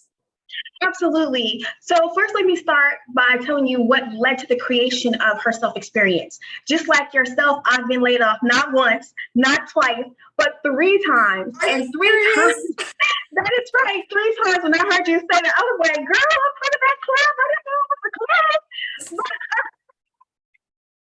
Yes, 3 times. 3 times I was laid off, the most recent being this year, February. So I took it as being given permission to step out and bet on myself. And in doing so, I decided to start my own business. And I was having conversations, like you said, 95% of the people that you spend your time with are what lead you to success. I started having conversations with my network, and they were doing the same. They were pondering, should I start a business? Should I not start a business? If I do I do an LLC? Do I do a sole proprietorship? They just didn't know. So since I was on my journey, I figured I would just build an experience and bring women with me, because I recognize that starting a new business is a challenge, especially for women, Black women especially. And I'm just, as a curiosity-driven leader, I'm passionate about reintroducing every woman to herself and helping her claim her outsized rewards. Oh, I love that. And so with this experience that you give, I know that you are really into financial education. And so how do you tie, that her self-experience into your position as a financial educator? Good question. I'm glad you asked. Today, you have a lot of entrepreneurs here. A lot of entrepreneurs are out there working. But my question to you is this. How do you go through all the hard work of building your business, getting to where you wanted to go, and then not have a succession plan? What happens if you become disabled? What happens if you pass away? What happens if you decide, you know what, I don't even want to do this anymore. I want to retire. Do you have a succession plan in place for your business? And that's what I bring to this space as a financial educator to our entrepreneurs and to our business owners. I start to get them to think about that process. What can they put into place? Because not having a succession plan is more costly than having one.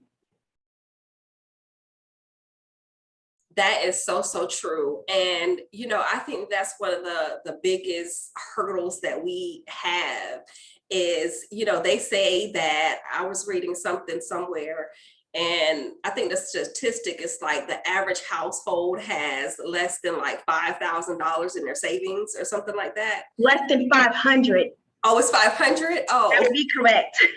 5,000, you doing it. You got 5,000. I was trying to get y'all some extra zero, right? Okay, so less than $500 in a savings account, right? And right. So how do we combat that as people? Oftentimes people are living, let's be honest, a lot of people are living paycheck to paycheck. A lot of entrepreneurs are, some of them are living client to client. And so how do we get grounded financially just to know that we need to save, and how much should we be trying to save? I love that question. And the answer is education. It's not about how much money you make. It's about how much you keep. So you can make $30,000 a year. You can make $150,000 a year. And if you save properly, in the end, you'll have a comfortable retirement, because that's what we're talking about. We often elude ourselves to thinking that I'm just going to do this for the rest of my life. No, you're not. No, you're not. So you just need to prepare. You need to understand how taxes work. You need to understand how investing works. You need to understand your numbers. What's your financial independence number? What do you want your retirement to look like? How comfortable do you want to be? So it's all centered on education. Right, because I always tell people when I get older, I don't want to be eating cat food,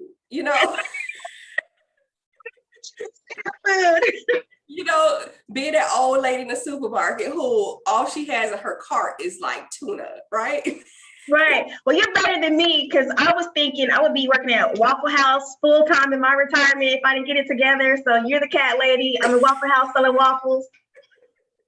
And it's so funny, like I remember growing up, down here in South Florida, I always was like, oh, when I retire, I could just get me a little job at the toll booth, something nice and easy. And they don't even collect money and stuff anymore. And I was reading an article, and they said that jobs of the future have not even been created yet. That the jobs for the students that are currently in kindergarten right now, those jobs don't even exist anymore. And so I went back to thinking about like when I was in kindergarten, right? And just thinking about some of those jobs that are here now, they didn't exist, Right. Almost 40 years ago, 35 years ago, right? And so when you think about the future, it's like you almost have to really be innovative in a sense to think about what kind of legacy am I going to leave for, Right. generations to follow me. Absolutely. And so, with you, what sparked your interest in really the financial empowerment of other people? You mean after the 3 layoffs? No, I'm just kidding. Yeah, after the 3 layoffs, right? Because it comes to a point where you almost separate it where it's not about you anymore, right? Because it's one thing where you can go and find you another job and just pray that this is not going to be another layoff. Right. It's beyond that. And we know that it's beyond that.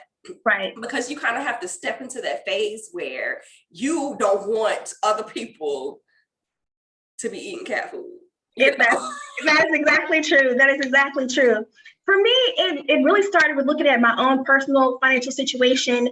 And when I was looking at my retirement, like I said, those numbers weren't adding up. I was thinking Bora Bora on the beach, possibly with my grandchildren, but the numbers were saying Waffle House, full-time, trying to figure out how you're going to pay for your medication. And I went and got educated myself, and I was able to put some things in place to where I wouldn't really have to worry about that.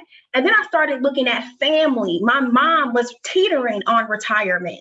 So started to have a conversation with her. There were a slew of things she didn't know that she wasn't aware of. And we were able to catch her right on the brink and get her in a position to where she has guaranteed lifetime income. Did you hear that? What? Guaranteed lifetime income. Type that in chat, someone.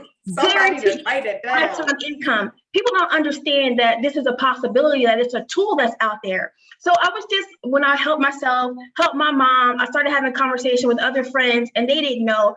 That let me know a lot of people don't know, especially us as Black women. We don't know. We can look good, spend good, but we save terribly. We invest terribly. We prepare terribly. So that's what really sparked my interest in going out and helping the community.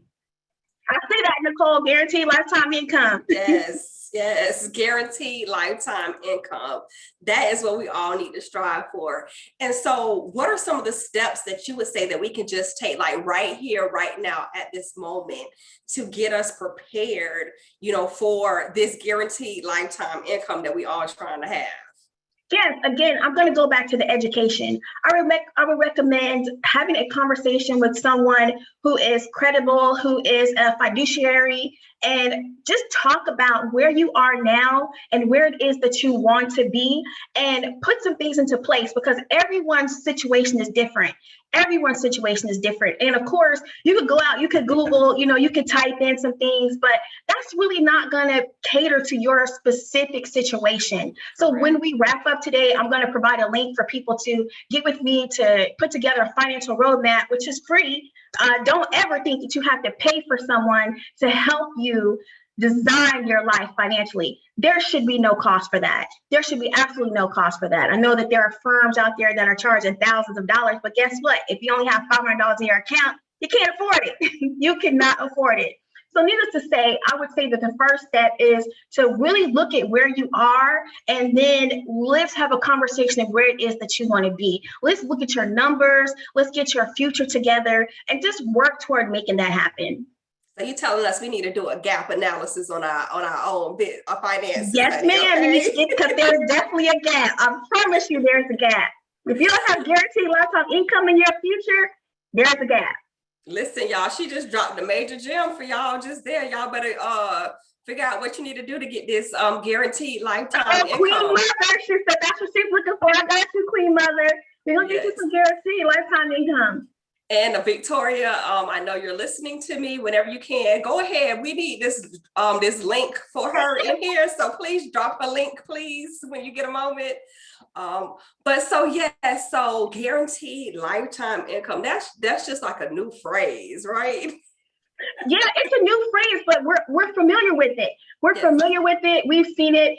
It's established an annuity. Social Security is an annuity. Pensions are an annuity. You just can take control. You just need to get educated to understand what you can put in place for yourself. And when you hear annuity, it doesn't ring as well as guaranteed lifetime income. It just doesn't sound the same. Yes. And so taking notes over there. I'm taking notes, honey, because you got to come back and do some special cuts and stuff. And so tell me, why do you feel that we as a people, why are we so afraid to look at our finances? Good question. That is a good question. I think that it goes back to, if you go back to our culture, there was a time where we really couldn't even make money. One day we weren't allowed to read, we couldn't make money, and the next day we were free and we could do some things, but we didn't understand. And that's just kind of carried on throughout generations and generations and generations. I know for my grandmother, if you ask someone how much they paid for a dress or how much money they make, that was rude. Those were rude questions. But I think that it just stems from those types of things. I think that there's just like a cultural thing that keeps us from having that conversation. And even more so, it even goes as far as to end of life. When it comes to having those homegoing celebrations, if you don't have those conversations, next thing you know, there's a GoFundMe that has to be set up for your funeral, or we doing a bake sale to figure out how we're going to get that coffin. So it impacts those things as well when we don't have those conversations. And so with these conversations, for some people, they might be the first people to actually want to start these conversations, right, with their parents, with, their siblings, with their children, with their spouses. What is some advice that you can give to people that, will help to aid them in having this conversation? Yes, I would definitely recommend call a family meeting. Bring someone in like me or someone to just provide the education so that your family starts to understand the importance and it starts to click. Because when you hear concepts like the rule of 72, I don't know if anyone's ever heard of that, but it dictates how long it takes for your money to double. If your money is not doubling, you're wasting time. You're not even saving money. But if you can bring your family together, learn together, and then you all make decisions together and you grow together, it becomes something that's passed down for generation to generation. Yes, I think that's important.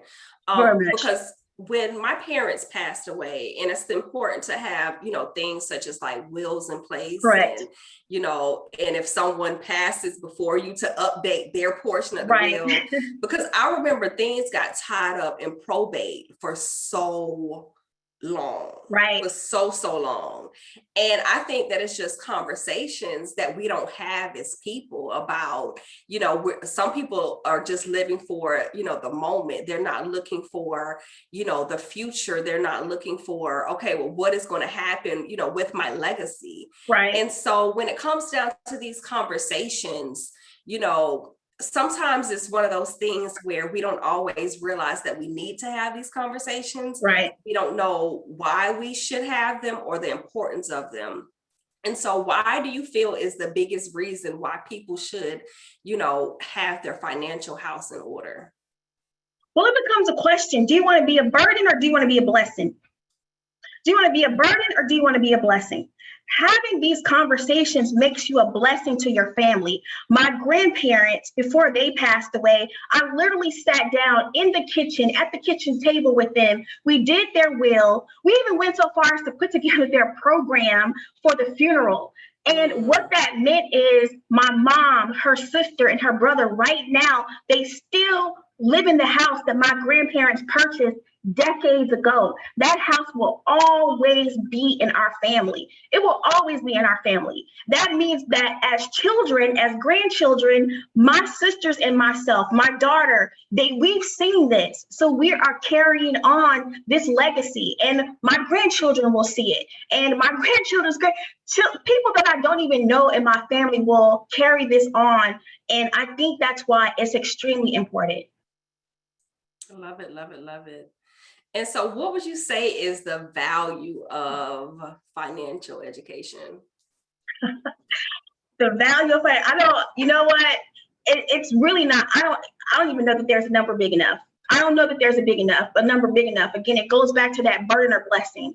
If you have the financial education, if you're able to put these in place, your family can breathe. And like you said, you have options, you have freedom, you have those things. But without that, you're limited. You are caged in, you're enclosed. So that value in itself, it's like asking me how valuable is peace. It's immeasurable. It's immeasurable. And so I want to go back for a second to these layoffs, right? Because this is amazing that, we both had these 3 layoffs, right?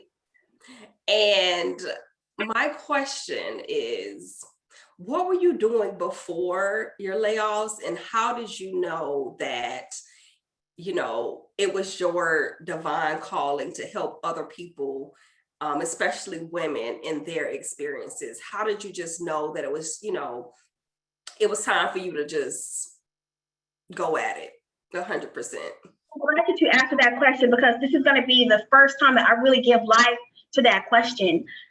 It actually started, so I was a project manager. I worked for American Express. I had been there for 10 years, managing data center infrastructure projects, setting up data centers, routers, switches, all that, all things which that have nothing to do with my community. A lot of people in our community can't even get an American Express. But earlier this year, I had a conversation with my sister, and I told her, you know what? Her name's Carla. You know what, Carla? I really feel like I'm getting tired of doing all this IT project management stuff. I don't feel like I'm giving back to my community. I don't feel like I'm living my purpose. I feel like I could be helping people and really doing something. And I think, toward the end of the year, I'm really going to explore that. Well, the end of the year came quicker than I thought. That was February. And so at that moment, not only did I get laid off, but in the span of a couple of days, I got laid off.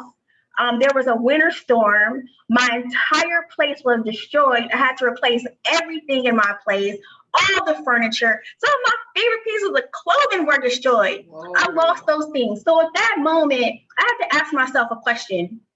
Am I going to revel in this and just give credence to all this negativity? Or am I going to take this as a sign from God, the universe, to say, you know what, Kim, you voiced that you wanted to be of help to your community. You voiced that you were tired of setting up these data centers, doing things that were unfulfilling to you. So here it is, show and prove. And I feel like that was the first time. Being laid off the other 2 times, I did exactly what you said. I just immediately got another job. I didn't even think about it. I didn't even pause. Laid off one day, took about a week, got another job the next week because my skills are just that solid. But this time, I just felt that there was a pull for me to do something different, and that's why we have her self-experience. Love it. Yeah, and for me too, I think that each layoff really taught me something different. Right. My first layoff, it was, for a home healthcare company. Uh-huh. And with that layoff, I felt like it taught me the importance of family, right? Mm-hmm. And what that might seem kind of weird, but at the time, a position was created for me at this home healthcare company. And this guy, he was running for political office. And it was certain things that they wanted us to do. Like he was, a Republican and, all these other kind of things. And he wanted people to go out, go on canvassing with him to become like a state representative. I'm not doing all of that. You didn't pay me for all of that, right? And then being, a young, educated Black woman, because at this point, a director level role before I was even like 30.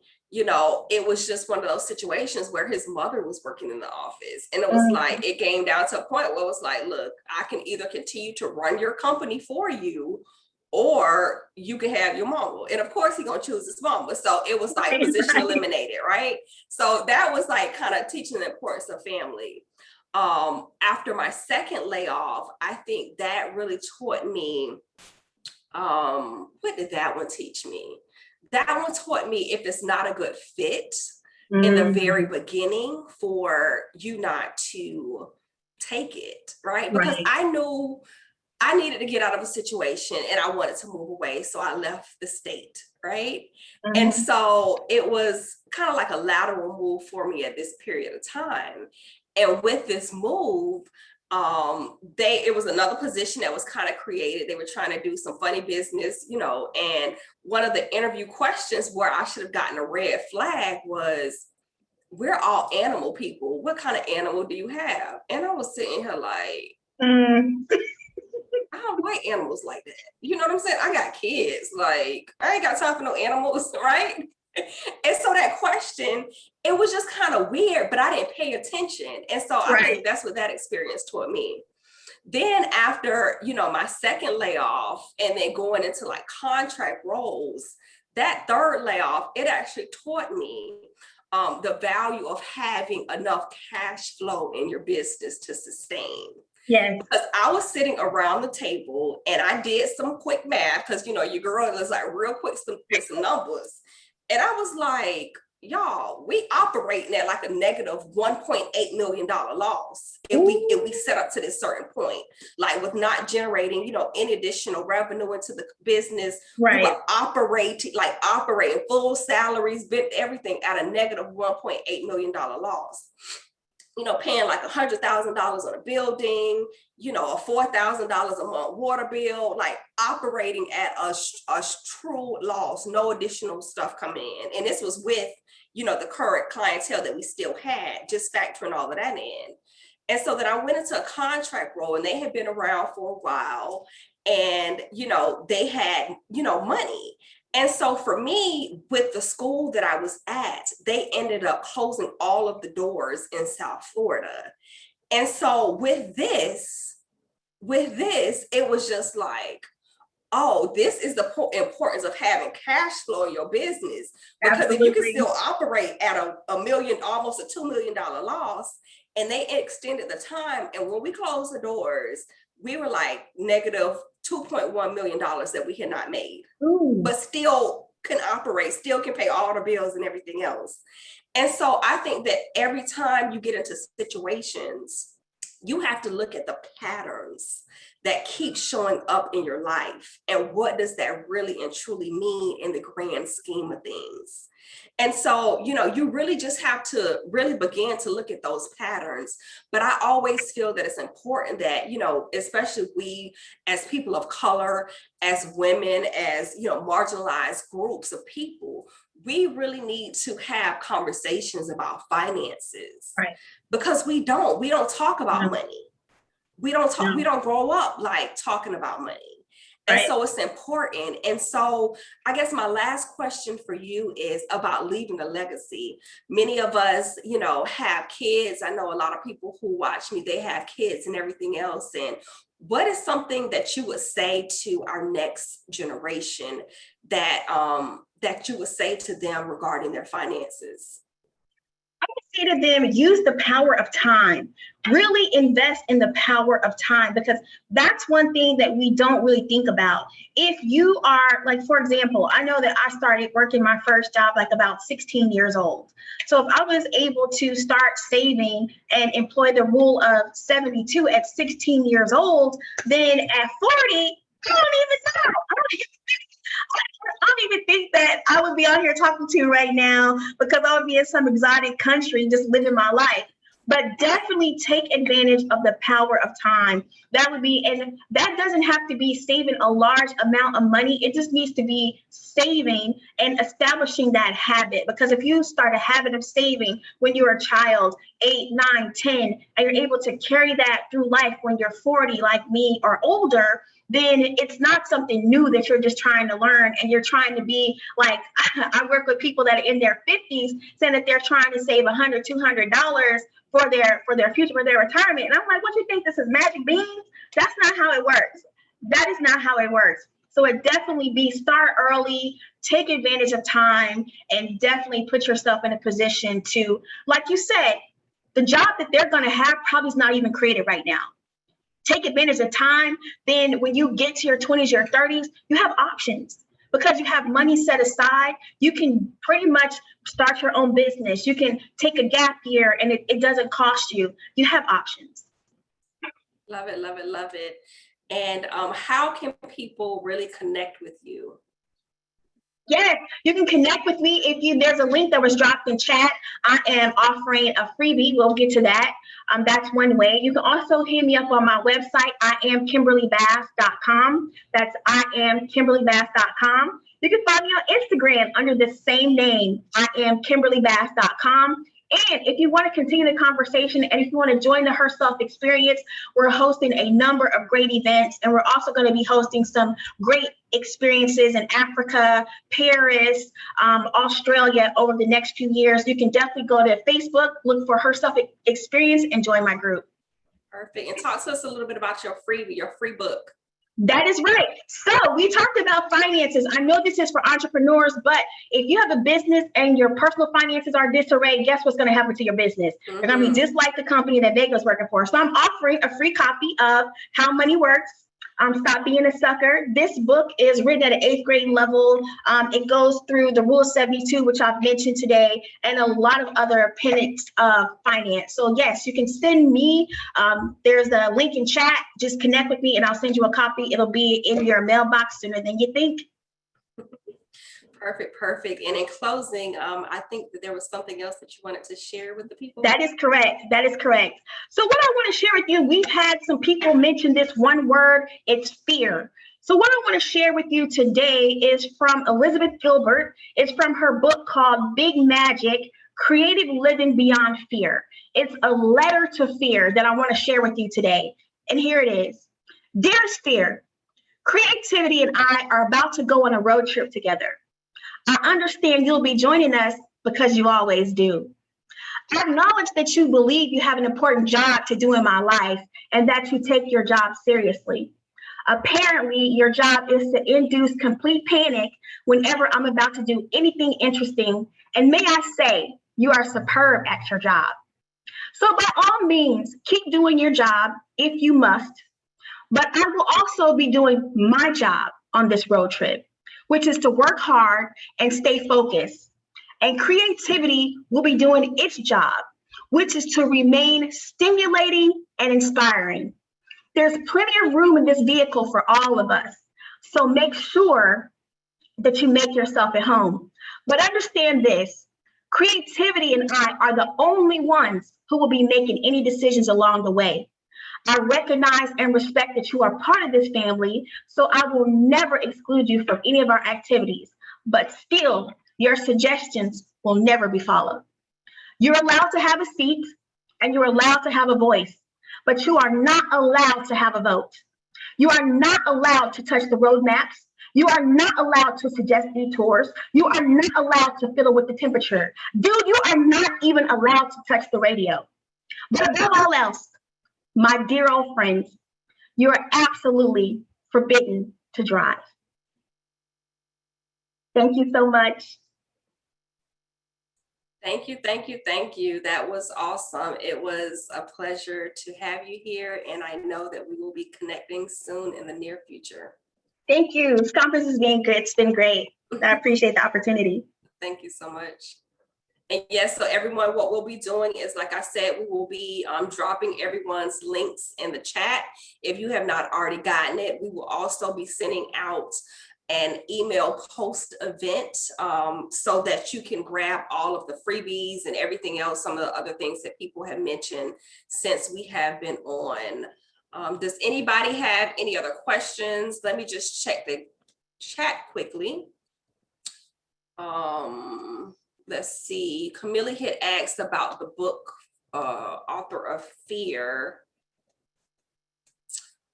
Camille, I'm not sure. She just posted it for her. Okay, perfect. Okay, perfect. Thank you so much. And so her book is called Stop Being a Sucker, How Money Works. And so if you reach out to her, that is one of the ebooks that you will be receiving. And it was, if everybody else did not see it, it is Elizabeth Gilbert, Big Magic, Creativity, Living Beyond Fear. Perfect. All righty. So how is everybody feeling so far? We are like halfway there. And so I have my next guest that I will be bringing on. Now, this is Jennifer. Jennifer is a certified life coach. She is also a certified NLP practitioner as well as a herb specialist. And truthfully, Jennifer's a Christian psychic. So I am so excited to speak with Jennifer today. She is like my soul sister. So come on, Jennifer. We don't even need to wait. I'm not even gonna read your bio. You could just come talk to the people yourself. Oh, that's perfect. Come tell them who you are and what you do. I'm the same way. I'm like, there's all these things with the bios, and it was like Sarah was talking about all of the terminology and all the labels, and we just don't it's so hard because I don't even resonate with some of them, right? I did all the certifications like a few of you guys have been talking about. I've resonated with all of the speakers so far. The women today are just absolutely amazing. So my name is Jennifer Lonnberg. I am Christian. I am also psychic, which was a paradox for the longest time. And yeah, and I loved when we first got together, because I love that your family had the mystic and the spiritual church already. So you had that in your background and in your wheelhouse. Whereas I grew up without that. We went to church, you sit down, you be quiet. Well, actually you sit down, shut up, and don't cause a scene, and you listen and do what the preacher says. And that's kind of how you do church, right? Mm-hmm. So for me, it was always a little bit interesting because I've had this paradox, and trying to bring that all together, right? And I feel like whatever our biggest fear is, like we just left with talking about fear. And I feel like that's so true. Whatever the fears are can hold us back so much, right? So what I want to do really quick before we even get started, I hope this is okay, but I kind of feel like people are like, that was a lot to talk about money, right? There's a lot to talk about money. So let's just take a deep breath. Everybody that's on here, it's all good. You don't have to fix your money story today. We can fix it later. Let's just take a breath and let's come right back let's just be in our feminine presence right now. Let's be in what I call embodied grace. Let's take a minute. It's all good. we have plenty of time to worry about the money and worry about the things. But what I want to kind of circle back to is some of the things that you said in the very beginning with the idea of resiliency. All of us have been through so many different things, right? All of us have been through hard times, especially as entrepreneurs, even if it's just like, oh my God, can I even do this conference, right? We probably, everybody that's called here today can tap into the idea of resiliency in some way. And then self-worth and self-awareness. When you started talking about that, I was like, okay, this girl is speaking my language, because the biggest message that I have for everyone is you are a God spark. You have a God spark. You have that within you. And it's funny that this is called Strengthen the Crown, because one thing I used to always tell my daughter and my son as well, but since it's mostly women here, I'm just going to speak to the women, is that you are the daughter of a king. We have to remember that divinity first, and that we are spiritual beings and we're here to experience all of the beautiful things, including the financial. We have to have the financial piece. We have to have all of that, but it's physical, mental, emotional, spiritual, and we have to consider galactic energy. The galaxy as a whole, right? So we've got to do the physical things. We've got to take care of ourselves. We have to eat. We have to drink water. The emotional and the mental chatter is where I excel, because that was probably my biggest hurdle, was the nasty little mean girl in your head that tells you all the things that are wrong, or that you're not good enough, or that you're not doing. And the biggest thing for me was when I finally realized that me saying I wasn't good enough was in direct opposition to what God says about us. God says we are amazing and that we are wonderfully made and that we are loved. And every time I was saying I wasn't good enough, I was slapping God in the face. That was probably by far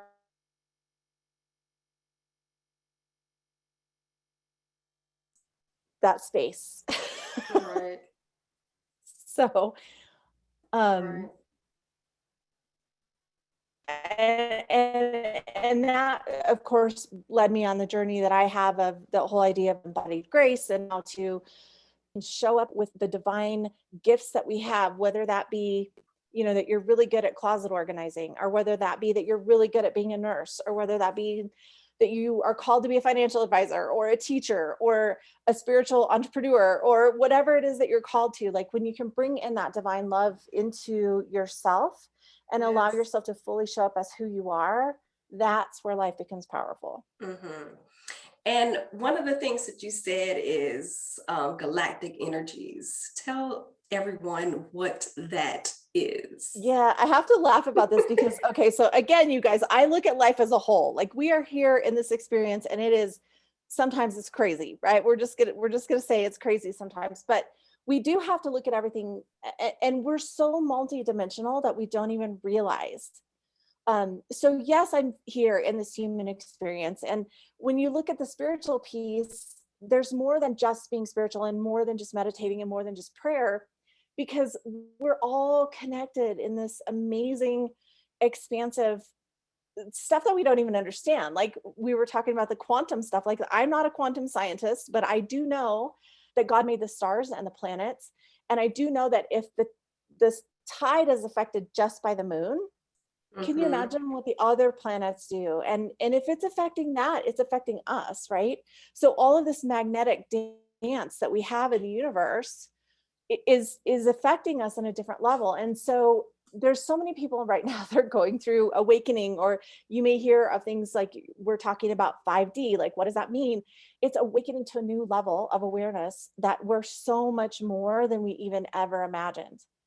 And this 5D, or this, the new energy that's coming up, or the ascension, or the awakening, or whatever label, right? Whatever words you want to put to that there's so much more to us than we even understand. And there's so many other beings in the galaxy, and that there's like, God didn't just make us and like plop us on this planet. There's so much more in this expansiveness.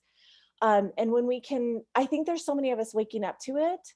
Again, it's not being afraid of it, but it's understanding that yes, we're here in this human experience, and yes, we need to do the things, right? Like we do need to do the things, and money is important in this human experience. We need money. We need to get over the fear of money. We need to get over the fear of not having money.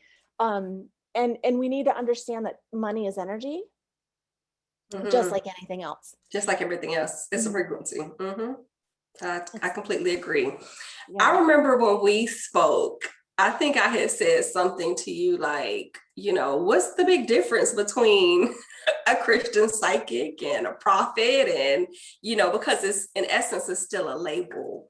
Right. And so what would you say to people who is like, oh, well, how can you be a Christian psychic? Like, what do you say to those type of situations? So it's really interesting because, you know, growing up in the Christian church, and actually Jesus is one of my guides. So to me, it's always been one and the same. But the older I get, the more I understood that the gifts that I had of seeing beyond and seeing people's energy and seeing angels and seeing Jesus is not what everybody sees. And again, it's just frequency. But there was no terminology for it. Like I didn't grow up in a church that believes in prophetic gifts. I didn't grow up in a church that believes in, you know, even speaking in tongues or all of the different things. And there's so many different denominations. And so the only word that I had to describe the abilities that I have is psychic. Like I didn't know any other way to look at it. But what's really interesting is I love looking at the base of words. And so if you go and look up prophet versus psychic, it's so similar. Yeah, the only difference is the dogma. Yes. So it's a lot of that. So most of the time people that are drawn to me are already having experiences of their own anyway, that they're trying to reconcile with the Christianity piece. And so a lot of times they don't need the explanation. And to be totally honest, the people that need it probably aren't going to work with me or resonate anyway. But it's, again, one of those fears that I had to come into alignment with myself to be able to say, it's okay if I'm both. It's okay if I'm both, right? And I'm not going to, well, actually it was really funny because I had a knockdown drag out with God, and I said, okay, you did this to me, so either show me what to do or take it away, because I had been praying for years for it to go away and it wouldn't go away. And so when I finally said, show me what to do, that's when I realized that I really stepped into the life coaching role and getting the certifications so that I could move into this work a little bit further. And then I wrote the book Embodied Grace, which is all about taking steps to empowerment, which is just coming into more divine alignment. Yes, Right? yes. And I think that it's funny because, you can't have conversations with everyone that, oh, I see spirits, or, oh, I see the plan for your business. It can freak some people out, right? And so it's just, I guess I've been blessed. Even last night with my niece, when she was doing my hair, we were just having conversations. And this is like a typical day in my family, right? We were having a conversation and we were talking about my parents' home and, which we still have in the family. Some of my siblings live in it. And so we were just talking about, one time we were there and I was like, oh yeah, my daughter, which is Kiana, I said, oh yeah, she told me that sometimes she sees, like spirits, like this teenager. And we were just kind of having this conversation. And my niece was like, oh yeah, it's spirits walking all over that house. You haven't seen such and such. And then we're just describing images of these spirits that we've seen with other people. And so some people, they might just like look at us and it's just like, okay, you guys are a bunch of weirdos. But it came because I was having this conversation, and I'm not sure if she's on here, but I recently went out of town and it was for some Reiki healing, and I got my Reiki 2 practitioner, and it was an experience because on the grounds in South Carolina, it was on a plantation. And so I was telling my niece the story that when I pulled up to this lady's house and I saw her home, who she was leading this whole retreat in the back of the house, it was almost like an outhouse that looked to me like an outhouse, right? And so I was like asking her, well, what's the story behind this whole property and everything? And she was like, oh, those were supposed to be some horse stables. And I'm like, oh, and she was like, oh, well, what do you see? I said, oh, I see kids like running around in the yard, right? And so she was just like, well, how many do you see? I said, oh, it's 3 of them. I said, I know it's a boy and a girl, but I also think that there's a mom who's standing at the doorway. She was like, oh, well, that's interesting. She was like, so more people appear to you because I've seen the kids. I've never seen the other lady before. And so like, these are just like conversations that you can have with certain people, but you can't. And so what do you say, like with people who are, have a spiritual gifting of some sort, but have, want to have normal conversations with people, but it's just like you realize that you can't have these typical everyday kind of conversations, just because, and let me preface this with, growing up and what I have realized is that a lot of spiritually gifted people oftentimes suppress their gifts as children. We ask for our spiritual gifts to be taken away. We ask not to see, visions and spirits and, not realizing that our imaginary friend is a spirit that we're seeing, and so what would you say to people who are looking to really translate, their spirituality deep into their business?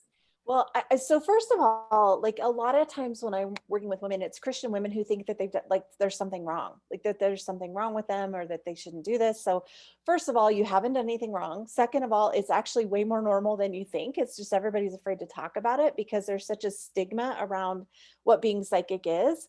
And then the other thing is if you have this gift, there's a purpose for it, right? Like we all have gifts on some level, like we all have spiritual gifts. We all have that sixth sense. It's just a matter of how well, first of all, how naturally it comes to you. And second of all, how much you actually work with it. So it's like baseball, like we could all go play baseball, but some of us might be better on first base and some of us might want to just sit and take stats, right? Like we may not actually want to be out on the field. Right. So we can all do it in some level. But then the other thing is, because we're spiritual beings here having this human experience, there's something to that.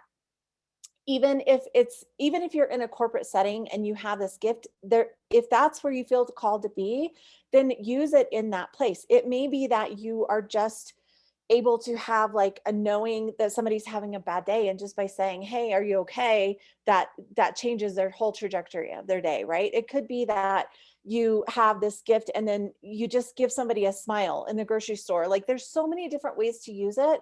And even if you're an entrepreneur in your business, you don't have to go say, I am a psychic and I'm going to do this business, but use that gift in your business, whatever it is that you're called to do for people, because that intuition, getting into divine alignment will make such a huge difference.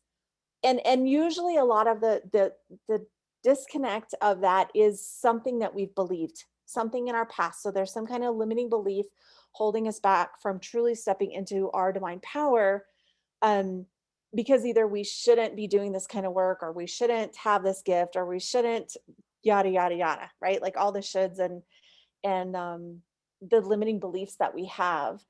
And it can be from so many different facets, which is why I love working with the entrepreneurs, because as women, like we have these great messages and we have these things, and we want to reach more women and we want to empower each other, and we want to make the world a better place, really. I mean, come on, that's kind of what we all want to do, right? So, but when you're holding yourself back from that, sometimes it's just a matter of getting a little bit more clear. And you may not see the limiting belief, or you may have something holding you back and you're like, I've done all of the things. And then I always love it when it's a session with me and they're not really even into the spirituality piece yet, but I'll say something about like a past life, or like one of the clients I just had, I said, this might sound a little out there to you, because she was new to me. I wasn't sure where she was at. And I said, this is a past life in a different planet. And she was like, I'm so glad you said that, because I thought I was going crazy. So there's so many things. So many things that could come up. And just the idea that we're multidimensional, even though we may not understand it, you don't have to fully understand it in your mind, but when you can let your heart lead and you can understand from your heart, it takes on a totally different energy. Mm-hmm. And so when it comes down to working with you, on a spiritual level, because some people, this could be a very, very new experience for some people. How would you say that, that our angels, our spirit guides, our ancestors, because we all call these things, right? Mm-hmm. Different things. In essence, they can all mean one and the same, right? Or they can be different. Yeah, it could be a multiple, it could be a little bit of all of it. Yeah. Right. And so how can these divine beings, is what we'll call them, how can they really help us in our everyday life and in our business once we really learn to tap into their knowledge? Okay, so it's kind of like complicated, but if I can streamline it, basically we all come down here with a soul agreement or a soul purpose, right? That may have variations throughout our life. It may change a little bit here and there throughout our life. We may get to a pivot point where we're like, okay, we got this far, but now, like for me, I bailed out of corporate. Like I just can't anymore, right? But when we know that this is part of our soul experience and that we have this signed up, again, we're not just thrown down here with no help. God isn't like, boop, here you go, good luck. He actually says, here, you're going to go down and you're going to experience this. And here are the helpers that you have. And so we all have a guardian angel. We all have our ancestors that we can call on for help. And it's just another facet or another dimension to the experience that we have. And our guides all know, they know what our goal is here. So when we can take a minute and listen and say, okay, what is the next right step in my business? if you can get quiet, whether that's from, if you want to call it your higher self, or if you want to call that you're going to God directly, if you want to ask Jesus and the angels for help, if you want to have your ancestors help, you can actually ask them and say, what is in my highest and best interest, and what is the next best step? And you'll get an idea that maybe you didn't have before. Or you can, like, a lot of times when somebody's working on something in their business, I'll tell them, if you get frustrated, you need to step away. You need to take a walk. You need to take a break. And then come back to it with fresh eyes. And sometimes just in that, you'll get a brand new idea, right? Mm-hmm. And it's because there's so much going on around us in the spiritual realms that we don't see, and they're rooting us on. They want us to get on this trajectory for our highest and best experience in this lifetime. So they're there to help us. Yes. And I remember in your questionnaire, I asked you, how do you help others to strengthen their crowns? And you said that I help them to embrace their spiritual gifts and know their value in spiritual truth. And so was this your motivation behind you writing your book? Plain and simple, writing the book, yeah, it was like, you are a divine spark. You are a God spark. You have a God spark within you, and we are all worthy. Like, I think that's, if nothing else, just know that you are worthy of whatever you desire in life, whatever you want in life. And in divine truth, abundance is a natural state, right? And so what I feel like my mission is bridging the gap between being spiritual and being human, because we're both. Yes. We need to blend that instead of keeping it so separate. We need to blend that and allow ourselves to be spiritual, beautiful, amazing, divine beings here wearing our crown. And I was so jealous of the two of you that had a crown earlier. I was like, I want one of those. I need to get one.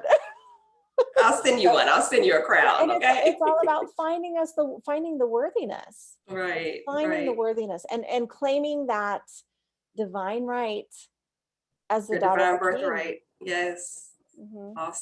Awesome. And so, Jennifer, can you tell everyone how, or what are some of the best ways for everyone to connect with you? My website. So jenniferlonnberg.com. It's just my name. And I have a ton of freebies on there. You're welcome to go and check them out and see which ones you resonate with. One of my favorites is the You Are Gifted. It's like a video series. That's a great one to do. And then in Facebook, I have a community called Embodied Grace Community, and nothing's off the table and nothing's weird. We talk about everything in there. We talk about, we literally talk about Bible verses. We talk about aliens. We talk about metaphysical stuff. We talk about Reiki healing. We talk about astrology. Like, it's everything, because I feel like life is all of it. So it's a great place to have a community of people to support you, and especially if you're just waking up to these divine truths, right? Because it's a little bit weird in the beginning when you're so used to operating from a certain way, and then all of a sudden you're like, wait a minute, I'm being called to these words like awakening and spiritual activation and living in 5D. Yeah, 5D and ascension and all of these things. So my website and then the Embodied Grace Community is really near and dear. And I when I started that a couple of years ago, the Embodied Grace Community, that was really what I wanted, was a community where people feel like they can ask questions and interact with each other and know that it's okay to ask questions. I love it. I'm here for it. Perfect. And so, Jennifer, what is it like? What is a session with you like? Oh my gosh, I couldn't even, it's so different depending on what's going on and what the goal of the session is and what you want to do. But I always just go to spirit first. And I every session or every time you do a coaching program with me or whatever it is, it's whatever's in your highest and best interest. So I look at everything again from all 5 of those pillars of life. And so it could be that we work on limiting beliefs. It could be that we do an energy session and we remove some energy, something that's causing something stuck. I do card readings. I actually pulled a card because we talked about this for fun the other day. I was like, I'm going to pull a card for this. So on the last session, I tuned in and I said, what is the best thing for the people on this call today? And what would be the best message? And what I got was the angel of harmony. And I love this because it's all about being in harmony with yourself and within your life. And to me, it does come back to the idea of embodying grace. Like, embodying grace is allowing yourself to do the healing work that you need to do when it comes to you know, the things that we've experienced in life, the forgiveness work that we need to do for ourselves, with your goals, and knowing that it's okay to have desires of more life, more fun, more experience, more travel, more money, whatever that is, right? And so when you're in harmony with yourself, manifestations happen easier. So I loved that this was all about harmony. And that was the message, was to be in harmony. And when you do, manifestations happen faster. And I'm a manifesting generator. I love it. Yes, I love it. Love it. Yeah. Love it. That is so awesome. Well, it was such a pleasure to speak with you today. Is there anything else that you wanted to close out with, or any other special message, or anything else you want to tell people? I think the big thing is just one thing that my guides have been saying for the last year. I have this membership called Ascension Club, and it's where I give channeled messages and teaching and things throughout that. So there's a membership if you're interested in that too. But anyway, one of the things that they've said over and over is that we need to learn to be heart set instead of mindset, because as we move into this journey, what's happening is we're awakening to new levels of spirituality. We're awakening to new levels of even understanding the experience that we're having on this planet.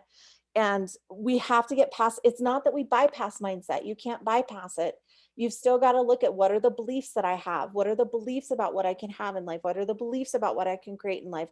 What are the beliefs about, can I have my own business, right? What are the beliefs about money? Like, what are the beliefs about if I'm even smart enough to talk to somebody about money, right? So there's all of these different beliefs, but we have to get our mindset in congruency with our heart set.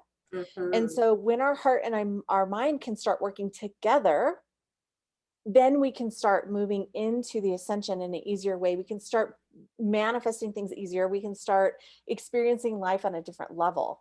And so it's learning to be heart set, knowing that divine spark within you, and then getting your thoughts and your brain in congruency so that you can create what you want. So that being heart-centered first is what I like to say. Perfect. Oh, it was a pleasure as always speaking with you. And everybody, please check out, I was featured on Jennifer's Embodied Grace page on her Facebook page, I think about a week ago or so. It was such a great conversation. Yes. So go check that out. So this is our second conversation that we have had together. So I'll also send a link to that chat that we had together last week. But it was so grateful. I'm so grateful and honored to have had a chance to speak with you. And I know that we will be working together soon. Yeah. Thanks so much for today. I sending love to everybody that is watching.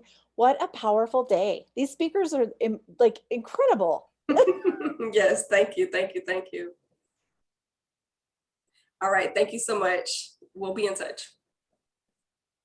You guys, we will go for a quick break, and then we have some exciting things coming up for you. So stay tuned.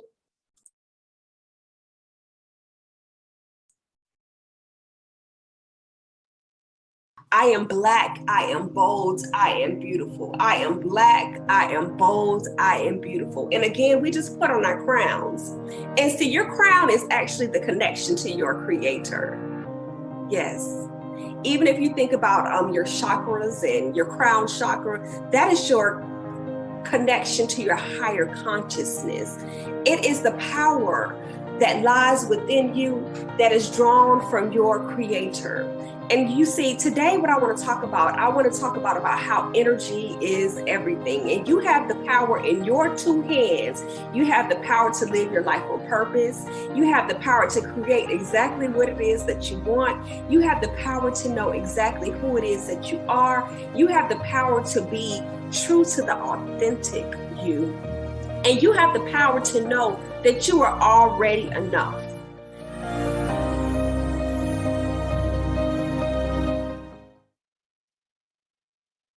My name is Megan Davis Aderele. I'm a leading transformational expert in personal development and energetic alignment. As a high priestess, energy healer, and metaphysical minister, I guide women to become unmasked and strengthen their crown by blending spiritual and business mastery so they can expand their empires. In my role, I serve as a guide or spiritual advisor to entrepreneurs who are looking to take their spirituality and business to the next level. When you get into divine flow, the impact of abundance will be felt in all aspects of your life, creating quantum leaps even in your business. This is an invitation to explore what it will be like to create a life of true abundance based upon what your soul truly desires by becoming an expanded version of yourself. When you allow yourself to build a business empire that aligns with your higher purpose, you not only are able to manifest prosperity, but you can also impact the world. The time is now. The journey for you to become unmasked and strengthen your crown is here.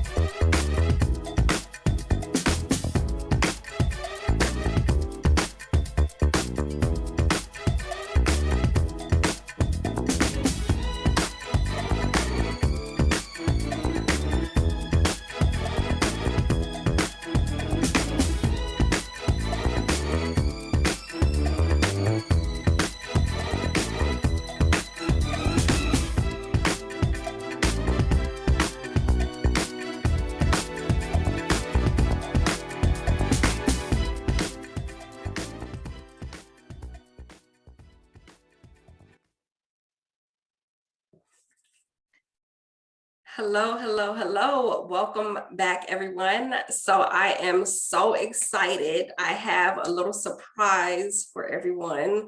If you've been following us on social media, it might not be so much of a surprise to you, but I am bringing someone back who was one of our original speakers at our first Strengthen the Crown conference. Miss Lilith, are you there?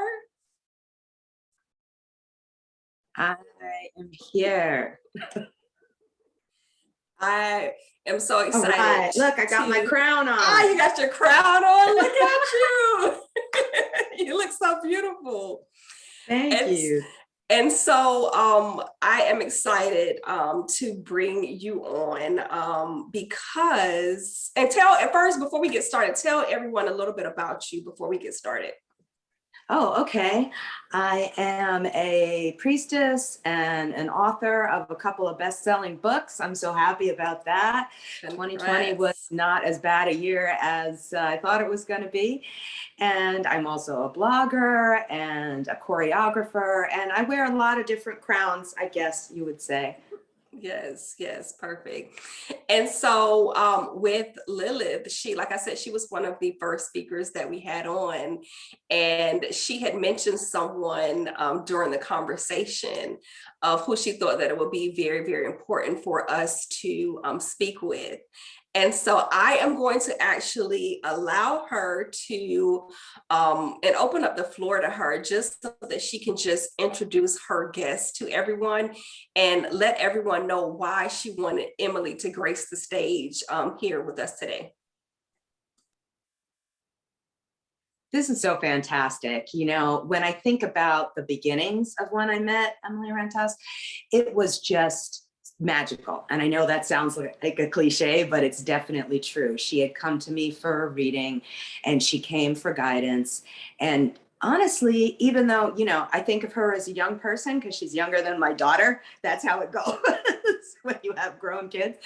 But she came with the proper respect. She asked all the right questions. And I think what makes me a little sad sometimes is I don't see people of any age asking the right questions. So the fact that even right from the very beginning, she came to me like that, it was a beautiful thing. And she came with willingness and she came with intelligence. And it was just such a beautiful, beautiful thing. And then 1 year later, she came back and she had tears in her eyes. And I was like, what, are you okay? You know, that's where I was with it.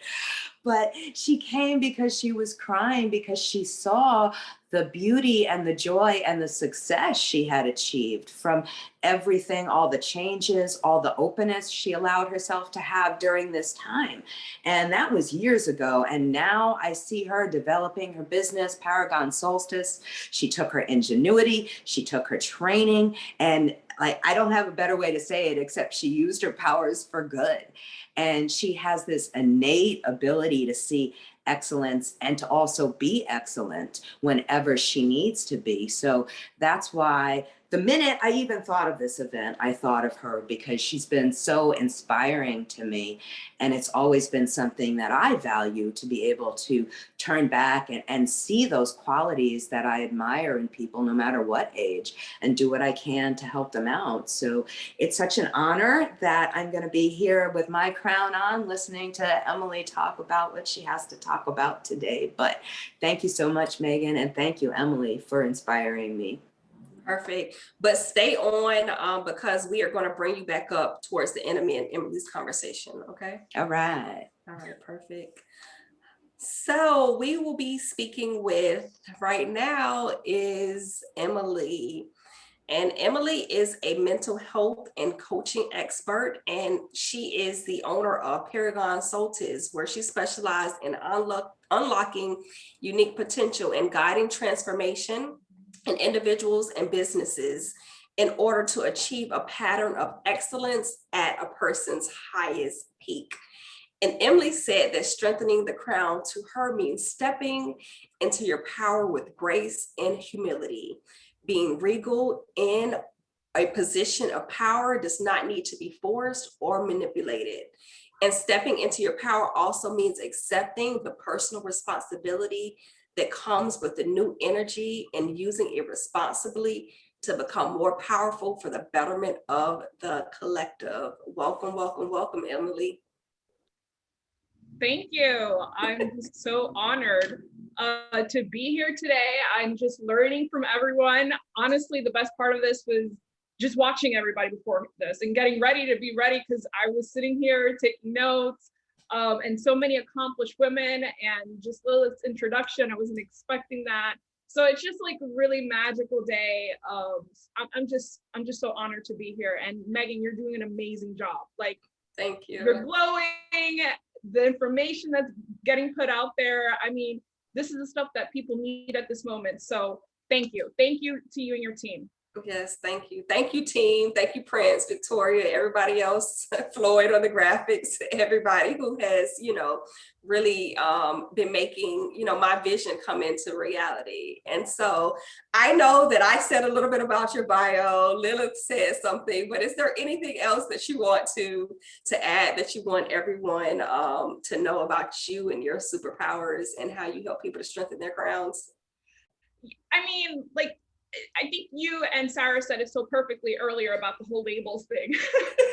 and it's just like, wow, that's so true. And I think the most simplest way that I could say, I'm a guide for individuals, businesses, and organizations to unlock doors and open roads to bring their vision and goals to reality. Whatever that looks like, whether I'm working with them in my clinical practice as a licensed mental health counselor, or as their life coach, or their business consultant, or training somebody or a group for the day, whatever capacity that I'm called for is what my title is, right? Yes. And I just, you know, and as in my journey, I think a lot of it is also I've been called to serve people differently in every different types of, in every different stage of my life in some way. Yes. Whether it was individually, whether it's with a nonprofit organization. So every time that things started kind of changing, I was being called to serve in a different capacity. So a lot of different experience. I don't want to, you know, get stuck with the labels. I'm a guide. You're a guide. We're a guide, right? Yes. And so I thought that it was very interesting, you know, because I started off with a counseling background, you know, like I said, undergrad degree in rehabilitation counseling, and, you know, whole human services, learning about psychology and sociology and social work. And then really kind of transition into career coaching. That was primarily, you know, my career, working, you know, over 12 years as a director in higher education, you know, as a career coach. And then, you know, really more so just stepping into my calling and helping, you know, tie into the whole business world of, you know, spirituality and helping people in that phase of life. And so what can you say, or what was your experience of, you know, how did you get to where you are now? Like, how did your, you know, your journey progress from counseling and coaching and spirituality? Like, what called you into, you know, your current field and to start your business? Yeah, I mean, a lot of it goes back to the work I've personally done. The more work that I have done on myself, the more insight, the more, you know, peeling of the layers, really understanding what service looks like. For me, that has been the journey of the more that I learned of who I am and understanding how humans are. And I've always been very, I guess, attracted to the whole idea of learning about human behavior. I mean, when I was in high school, I used to take psychology classes, forensics. I knew at an early age that I was going to work with people in some mental health counseling capacity. What that looked like, I didn't know. I even look back at some stuff, which is kind of true. They're like, I'm going to get a private practice and work with people. And that didn't really happen, you know, as linear as I wanted to. And a lot of it was, and anybody in the helping profession, health or just reimbursement or dealing with insurance, you know how hard things have gotten in the last 5 years. A lot of bureaucratic changes, legislation, making it harder for organizations to really do the work and the impact that they need to in the communities, but they're being asked to do that with $2, right? And in the beginning, you know, you try to figure it out, but when you're constantly getting met with all these obstacles, it makes it harder for you to really do the deep work that you want, you know, that fulfills you, that you feel that you're an impact. It started becoming more of an issue of getting a program to break even, you know, to just be able to sustain that. And I don't find that sustainable. That, you know, you can only do that for so long. So after a while, I really started analyzing for myself, how can I be of service in a different capacity? Maybe it's not doing this anymore in this traditional route. How can I finagle that in a way where I am being of service? I am doing that deep work. I am fulfilling my soul's purpose. I am, you know, being a teacher, being a guide in some way. It doesn't have to, you know, no longer be this way. I just have to readjust that. And I think what you said too is like so important of, you know, being of service. And that's one of my, you know, beliefs of why we're here is on this earth is just to be of service to other people. And, you know, how can we bridge that gap? It's not really, you know, about what you can get, but it's really about what you can give. And so, you know, with your mental health background, a lot of times, especially like right now, and a lot of times right now for entrepreneurs, you know, mental health is something that is very, very paramount to us. And so what would be, you know, maybe some of your tips or tricks that you think, or just key things that you think that we need to really pay attention to, you know, as entrepreneurs, as it relates to mental health? Yeah, that's a great question. I think a lot of it is really understanding your time. What is fulfilling you? What is not fulfilling you? And if it's not fulfilling you, how can you adjust that Does it have to go? Do you have to readjust it? Do you have to change the way that you're doing it? I just recently wrote an article about this for Brains Magazine, that this past year, the idea of time and depth is something that came up for everybody. If you have a beating heart, no matter who you are, you thought about time and you thought about depth at least once this past year, right? And whether you felt that you didn't have enough hours in the day, or you didn't have enough because now you're home, stuck at home, and you don't have anything to do, the discussion really went from, what are we doing with our time? What are we doing with our lives? Where are we going from here? That's why we're seeing the exodus of people quitting. That's why we're seeing people saying no. That's why we're seeing people taking that extra step and saying, yeah, I'm going to start that business, because enough is enough. Now is the time, right? So all this stuff has really had people really think about that. And I think that the more that you can get clear with your time and how that fills you and others, that will let you really know what your purpose is and where you're heading, and what needs that adjustment, and being honest with ourselves. The more honest that we can get to ourselves and really understand that we're constantly evolving until you have no more breath in you, and you're always in a constant state of evolving.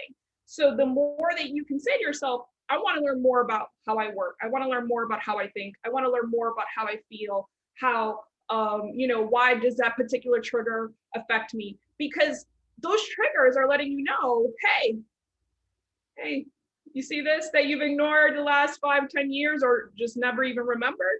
Those are moments where they're letting you know, hey, take a deeper look at what's going on for you. Right. And I think that it's so important to, look at the things that we're triggered by. I was having a conversation on IG Live, I think it was on with Thursday. It was supposed to be Wednesday, but it ended up being on Thursday, just about our triggers. And one of the things that I told, I forget exactly what the question was. And I said that sometimes even the things that we're jealous of can be triggers, right? And sometimes that's our higher self, our expanded self calling attention to, like, hey, we're triggered by this person, but what is that trigger about that person that is really kind of like bothering us? And sometimes that's uneasiness within our own selves that we're not really paying attention to.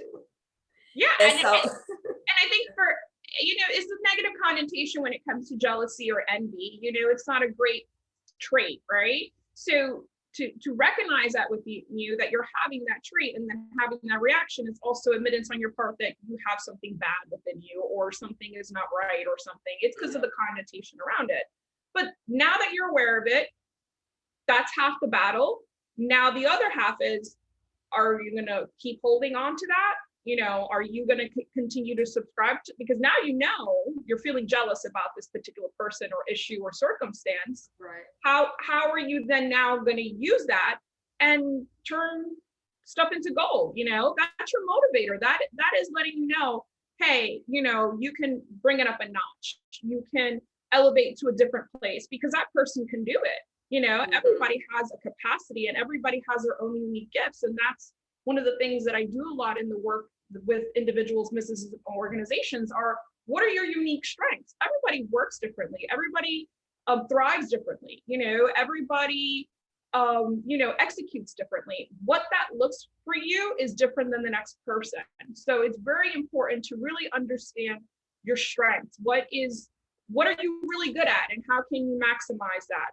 And I think that in the last couple of decades, we focused too much on the scarcity mindset. What's wrong with you? You have to fix this. You have to do, but what about all the awesome things that you do in your life, right? All the things that you've been able to accomplish, yes, there's always room for improvement, but if you're constantly focusing on those negative things, that's what you're going to get more of. That's what the law of attraction is. You're going to get more of that. That's what you're going to do, because you're focusing all your time and energy. You're cultivating, you're giving it air, you're giving it, all the nutrients it is. That's what you're going to cultivate. That's why I truly believe that when you're doing good work, the money comes. Mm-hmm. The money comes when you're doing good work and you're putting your head down and you're doing what you love, and this is what you're committed to, and this is your purpose, and you're willing to execute and do it good from start to finish, the money will come. Yes, it will It will come. I completely 100, 1000% believe with that. And so what were some of your like own personal life experiences that really, just started, that sparked you or shaped you to really start your own business? As a Latina growing up in the Bronx, and I still live in the Bronx, I have been surrounded by certain stories and things that we've taught ourselves, systems that have been oppressed on us, and a certain view of what you can be able to achieve. Just growing up, I remember just graduating high school was a big thing, just being one of the first individuals to graduate from college in my family who was of Dominican and Puerto Rican descent was a big thing. And then, getting a master's, those are things that, in my family, they never imagined that can happen because they were in a constant state of surviving, just working to pay the bills, just working because, just to make it by.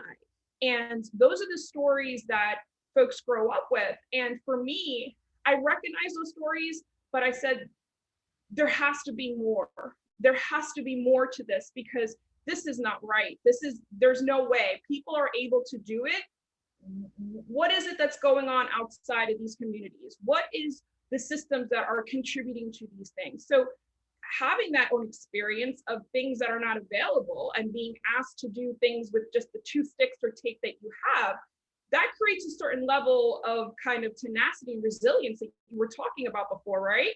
And really thinking about how can I turn the situation into transformation and make it work for me, right? We always growing up, I could, use mac and cheese and this, and you got dinner or whatever it is, right? But that shouldn't be the case forever, right? It's to aspire to move away from that. And for me, it was, I deserve more. And that's one of the things that I work with a lot of clients on is understanding you deserve a better life. Everybody deserves a better life. Everybody deserves better circumstances. Everybody deserves a love that they want, that they need. So that's really important for me when I was growing up. Yes, I think, like our childhood, it really shapes, who it is that we are and kind of like ultimately, some of our goals and what it is that we want to become. And so just speaking about childhood, what is something that you would want to tell your younger self or someone starting out, in business or in spirituality? What is something that you would, want to share with them? I would probably say be gentle with yourself and understand that the journey has its ups and downs, and it's going to require being gentle with yourself and not being so hard on yourself, and allowing yourself to take messy action. I was just taking a boot camp this past weekend for business, and the person who was holding it was talking about take messy action, right? You can learn all these things, you can take all the webinars, you can download all the stuff, but until you take messy action and you execute, you won't know if it works or not, right? And that's the paralyzing fear that a lot of folks who are early in business, it's like, should I go, right? Take messy action. So being gentle with yourself and taking messy action. Perfect. And I wanted to bring Lilith back up for a second, have a quick conversation with the both of you. But while we're bringing Lilith back up, let everyone know how they can find you. Sure. I have up for you guys. So I'm going to show you guys 3 powerful techniques that you can use to develop spiritual resilience. And in that slide that we're about to show are the 3 kind of base areas. The 3 areas or zones within your life that really help you build that spiritual resilience. And the freebie that is attached to that allows you to really build on those concepts.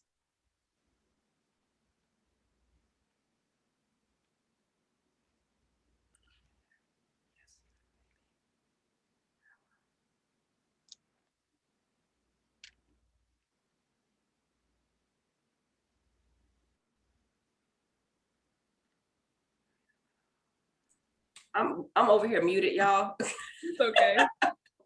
No, Victoria, she's going to share it in 1 second. And Lilith, I know that you also have a 55 ways to connect to Goddess. Can you talk to us a little bit about that and how everyone can connect with you as well?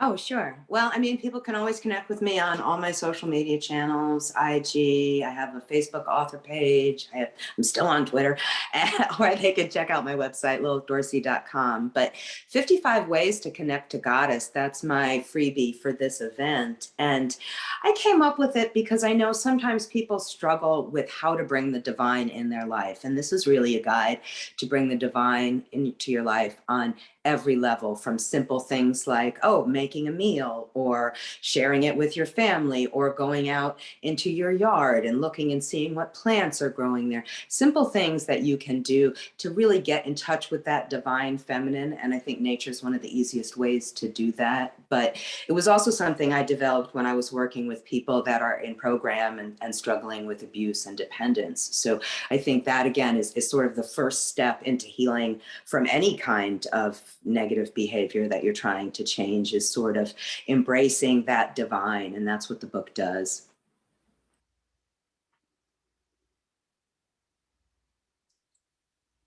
Oh, I can't hear you. There I go. Why would you say it's so important for us to, embrace our own divinity?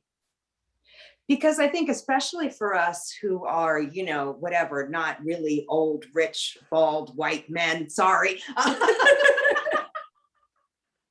This is not the version of history that we got, not one that tells our story, not about the ancient and powerful lineage that we come from as women, that we come from as people that worship the divine on so many different levels. So it's sort of rediscovering that, and yourself is the first place to start rediscovering that. And that's what all of my work has been dedicated to. Allowing those small children who maybe got told they can't, that they really can, and that there's been a whole lineage of people that came and did it however they needed to do it, but they got it done. Perfect. And everyone, Victoria, she will be dropping a link again to that guide, 55 ways to connect with Goddess. I believe Victoria has the document that you wanted to share. Emily, if you wanted just to talk us through that a little bit. Yeah, so strengthen the crown. We've been focusing on the crown, and for me, when I was preparing for this, the idea of Empress archetype came up for me. And no matter what faith background, archetypes come up in different ways. It's actually part of the hero's journey, which you study in Carl Jung when you're studying in psychotherapy. There's a lot of information out there regarding archetypes and how we go through our own journeys, like the hero's journey, which actually Star Wars is actually based on. So today I wanted to just really have folks who are watching to really consider using the Empress archetype when it comes to strengthening your crown. And the Empress archetype embodies Mother Gaia, the presence of divine wisdom, the integrated energy that Megan was talking about earlier. So it's, the Empress creates, nurtures, and produces in some form. So it's very important for us to really watch out that we're not smothering ourselves or others and our creation. So really thinking about above, getting clear and decisive in your vision and connection to a higher power or consciousness that resonates with you within, really focusing on your heart and solar plexus and getting clear and connect to what sets you on fire and what brings you healthy purpose and love in your life, right? And then below, which is really focusing on your root and base, getting clear and grounded to what helps you create stability and abundance. So in order to work on these zones that I talked about, I wanted to produce something because I know that you guys are watching this and it's lots of information and you're thinking, okay, where do I begin? This year has been going a certain way. What do I do? The mid-year checklist that I had prepared for everybody who's attending today allows you to do that. So all the great stuff that all the speakers have been talking about, this is a really great opportunity for you to really consider, how has your year been? How do you want to make it? What are the things that you have to renew, refresh, and refocus? And that's my gift to you guys. Perfect. Thank you. So I believe Victoria has already dropped the mid-year checklist into the chat, but it was such an honor and a privilege to speak with you today. Is there any additional closing remarks or comments that you would like to make before we end? Yeah, I would probably say, be gentle with yourselves, like what I had mentioned before. This is a journey, and you sometimes don't realize how strong you are until the end of it. So really understand how resilient you are as a person and the things that you've endured, and think about those strengths and skills that you had to tap into for you to be able to get through those moments. So be gentle with yourself in the process, and really think about where you want to go from here. What does strengthening the crown mean to you? How do you step into your own power? The more that you can get clear on that, the more that you can see yourself really stepping into your power. Perfect, love it. I know that Lilith's camera is off, but I'm not sure, Lilith, is there anything else that you wanted to say in closing? I just wanted to thank you again, and I wanted to thank everybody who's watching this now. It means so much to know that it's being received and it has a voice and it has a place, and that people genuinely are going to make their lives better based on what you've done here. So thank you, Megan, and thanks the whole team. Yes, thank you so much. It was a pleasure speaking with you both. Bye-bye. Bye-bye. Thank you.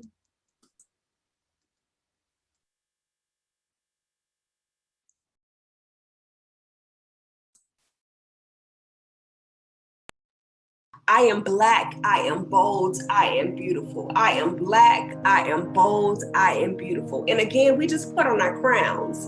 And see, your crown is actually the connection to your creator. Yes. Even if you think about your chakras and your crown chakra, that is your connection to your higher consciousness. It is the power that lies within you that is drawn from your creator. And you see, today what I want to talk about how energy is everything. And you have the power in your two hands. You have the power to live your life on purpose. You have the power to create exactly what it is that you want. You have the power to know exactly who it is that you are. You have the power to be true to the authentic you. And you have the power to know that you are already enough.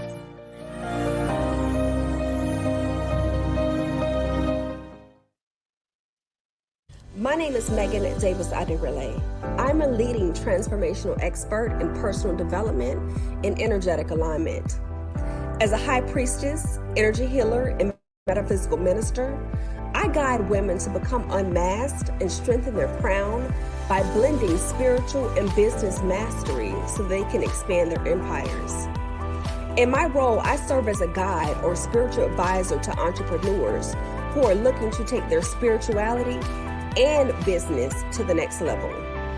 When you get into divine flow, the impact of abundance will be felt in all aspects of your life, creating quantum leaps even in your business. This is an invitation to explore what it will be like to create a life of true abundance based upon what your soul truly desires by becoming an expanded version of yourself. When you allow yourself to build a business empire that aligns with your higher purpose, you not only are able to manifest prosperity, but you can also impact the world. The time is now. The journey for you to become unmasked and strengthen your crown is here.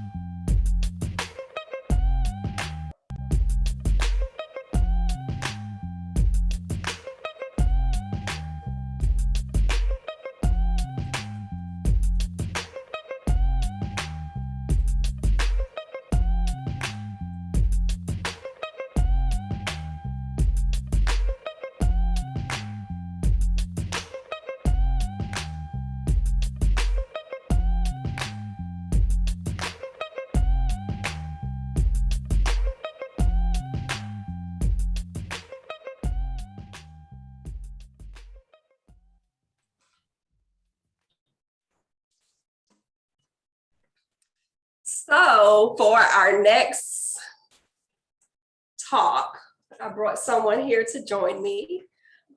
He normally likes to sit behind the screens, but this is my husband, Prince Aderele. Hi, everyone. And tell people who you are and what you do. My name is Prince Aderele, as my wife has said.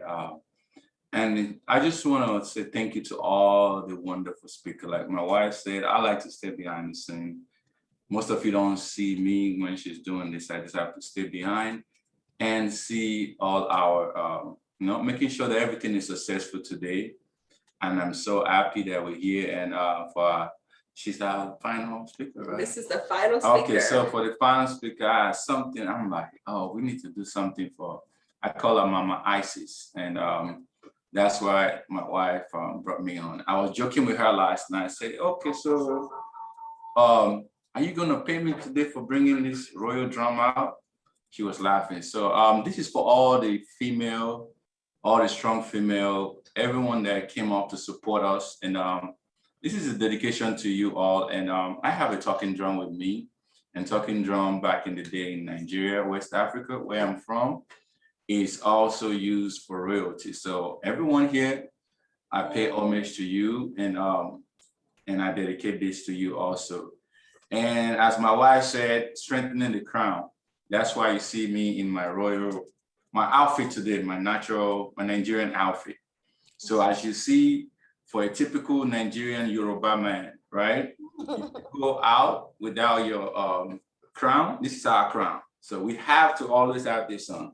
So we also strengthen our crown as men also. And this is for you, Mama Isis. It's a quick one.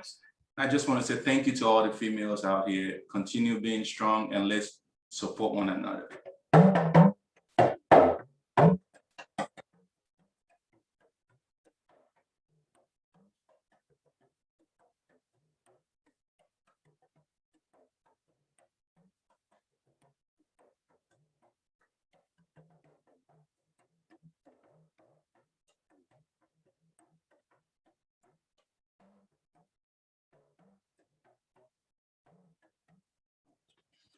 And I just want to say thank you, and to Mama Isis, as we say in my traditional language, it means, Adupe means thank you.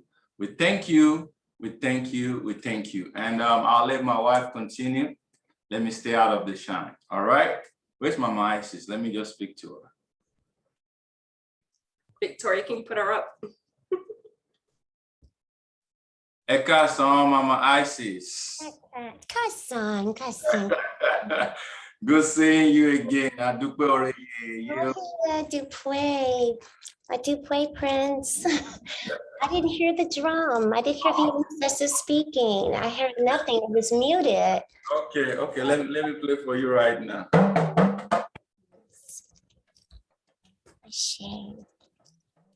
I'm sharing. Still muted. It's okay. It's still muted. I'm not supposed to hear that then. Okay, that's what that means. Ashe, mummies. Ashe, great mothers. Ashe. So we had to start with Oshun, and I guess we're ending with Oshun today. So it has been a beautiful experience.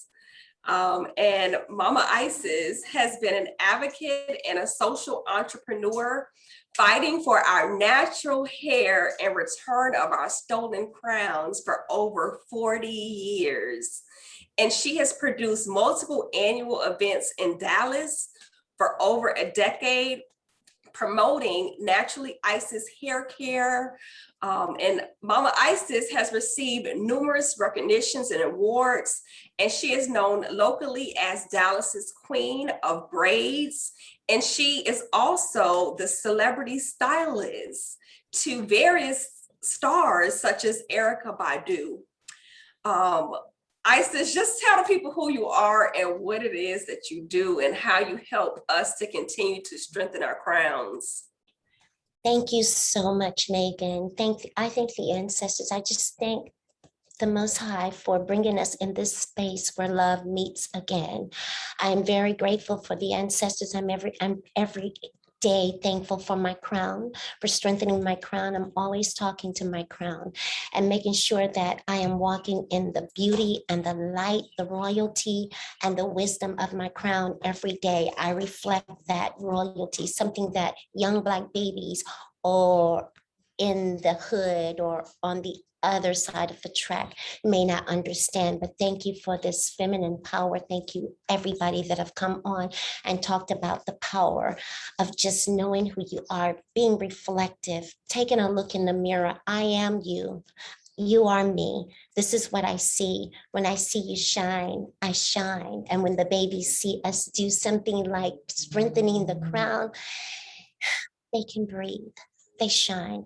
So I just don't have a lot to say about who and what I am. I just want to talk about the work I'm doing. You know, I have had to change every aspect of what was meant for bad for my community to something glorious. Right now, I am celebrating. I am celebrating the beauty of the crown. We are strong. We are powerful. We are resilient. And when we speak about these attributes of explaining to our children who they are, they're very important because we're trying to create something that they never got on the other side of the track. So what we are doing today is just amazing, futuristic for me. It's great for the next generation. I'm just sitting here without popcorn, but I'm enjoying everything that everyone is bringing today. One love. I'm honored. I'm honored that I can celebrate you. I'm honored for you to grace this time with me, to really see me, you know, grow up, to really see in this, you know, in this experience, and just to have someone who, you know, who I've looked up to for so many years to just come back and to, you know, come onto my platform and to, you know, help celebrate me as I'm helping to celebrate. Oh, yes, Megan. Yes, baby. Yes, yes, yes. I share. I'm so blessed to, you know, to have you, and just to know that I have someone, you know, that's on my corner, that's always rooting for me, you know, that's been there, you know what I mean? That is a celebrity herself, you know, that is made history, because you have made history. Shay, baby. Yes, yes, yes. Talking about making history. I never thought that I would go to jail and be arrested for something that we did at home in the backyard on the front porch. I had no idea that I would grow up to become an activist and an advocate for women and children and men in my community.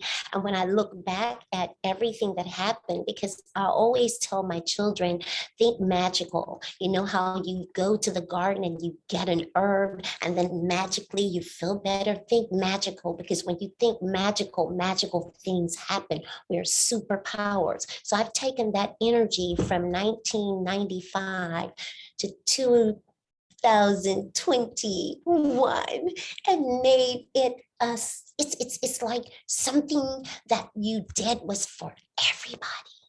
You helped humanity. You lifted people where they were down and out. They couldn't feed their families. They couldn't put food on the table. Everybody is free now to exercise their economic right to their own culture. And that makes me feel good. My kids didn't understand at the time, but I think they get it now. I'm here to serve, and it's not just about me. I didn't know that at first, though, Megan. I get it now.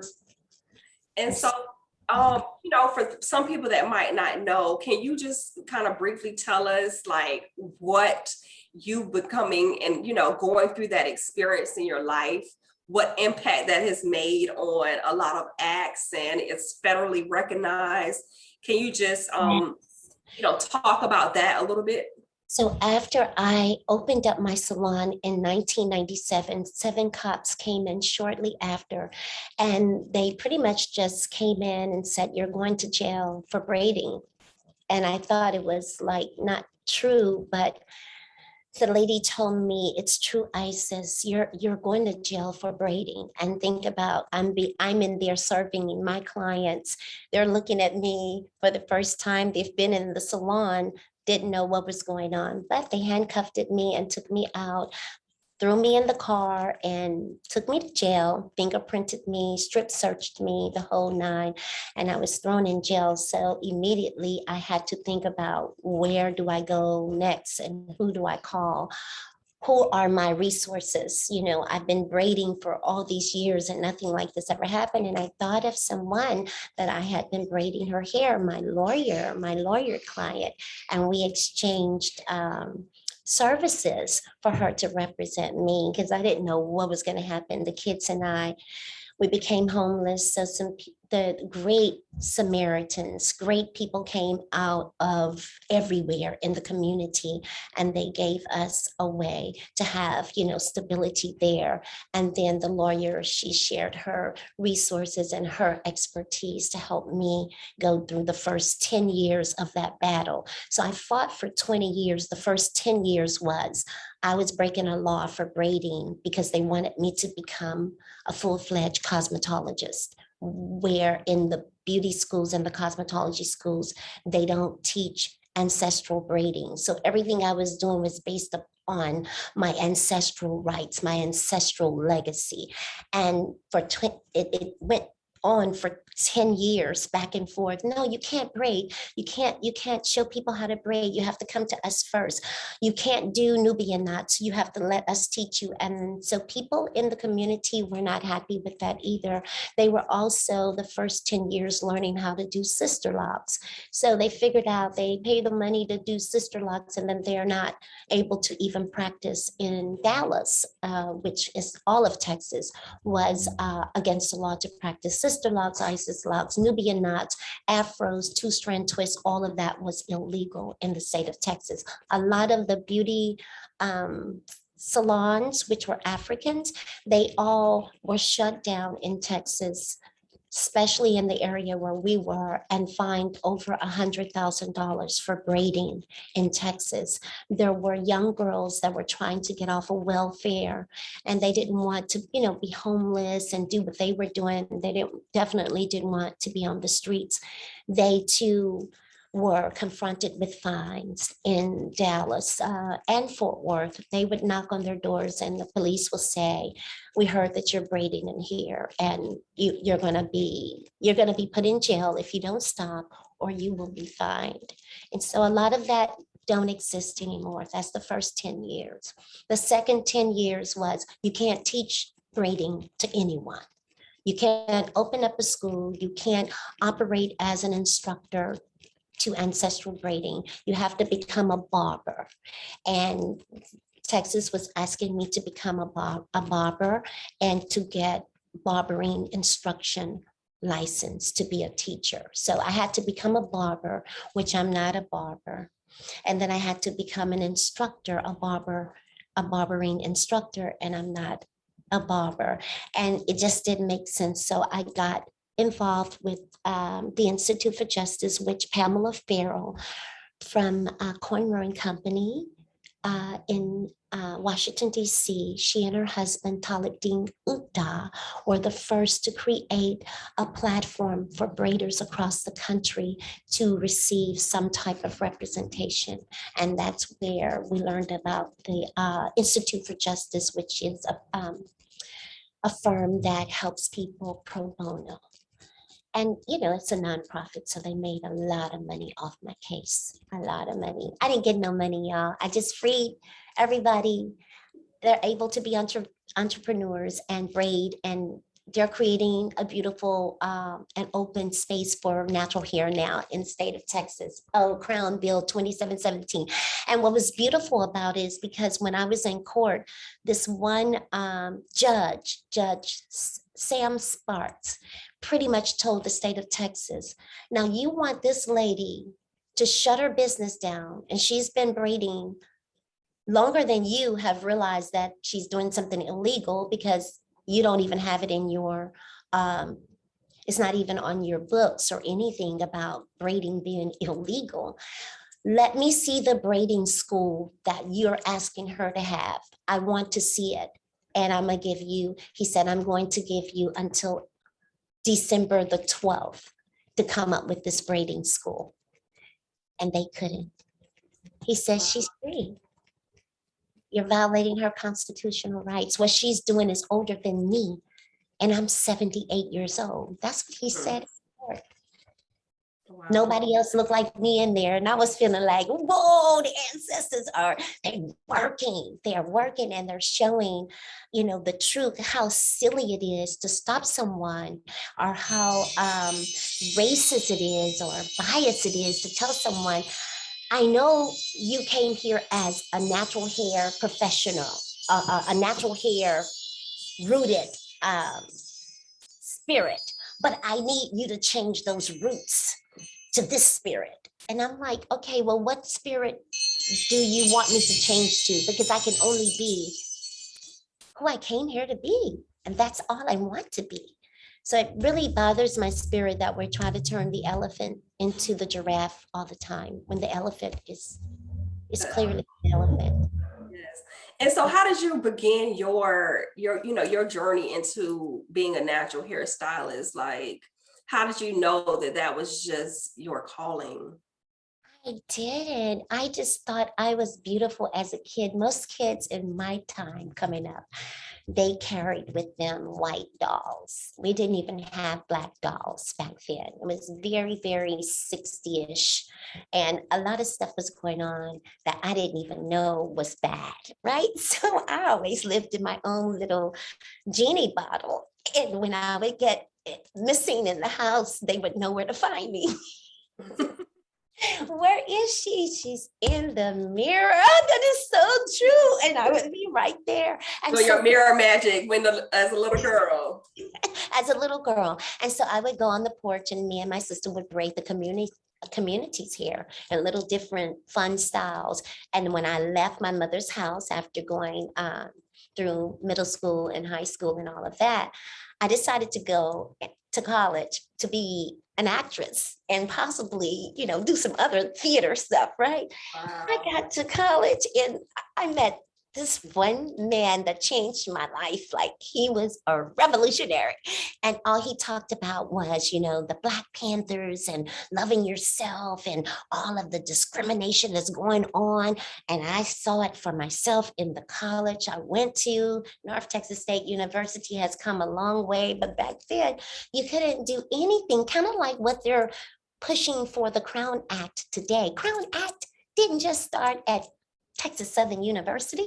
It started when our ancestors were forced here and brought here without a comb, without any adornment rituals. They totally took it all and put it in a beautiful chest, and they kept it for themselves. So we know that we had to do something other than just be at North Texas and think I'm going to be a star. We knew that because he awakened me. It's like my consciousness, my super conscious kicked in. And I said, oh my God, they can't even participate in activities on campus. They can't go anywhere with their hair in afros and braids. And I just started braiding my hair, and I got them because I started braiding it like Cleopatra, because everybody wanted to be Cleopatra. Yeah, those braids and those beads, the French sisters, you know, all the sisters that were there that were non-African and melanated, they all wanted that look. And they started asking, can I? And so when we see other people putting on our dashikis because we threw them off, or putting their crowns back on that look like, you know, Cleopatra or Queen Anne and Zinga, somebody, and they see them put it on, then we want to say, oh, that's mine. It's been yours. It's yours from the beginning. And that's how I felt. So I just got introduced to my advocacy for humanity. That's all I could say. My love for the underdog, my love for righteousness and justice and truth. He woke that up in me. I ain't thinking about being no actress no more since then. I was like, okay, I got to find a way to feed the people. And that was really where my love came in. I say accidentally, but I know the ancestors are always watching. I know that our guardian spirits are always with us. I know that our Ori, which we strengthen every day by doing good stuff and making sure that we are thinking positive and making sure that we know what our purpose is. And when we honor that, things just happen. You think it's magical. The magic is already in you. You've already invoked the magic. You've already activated everything that is divinely in you. That's what I want to bring the little Black girls. I want them to know they're magical, that everything they want, just breathe it into existence. I'll show you. That's what I want for our babies. So this story can go on and on, you know. I realized that there was something that needed to be done. I call myself a social entrepreneur as well. And Megan, I have to say this to you. You make me feel, you make me, nobody knows how a Black woman, she's been close under represented on the planet. She fed so many families, so many people.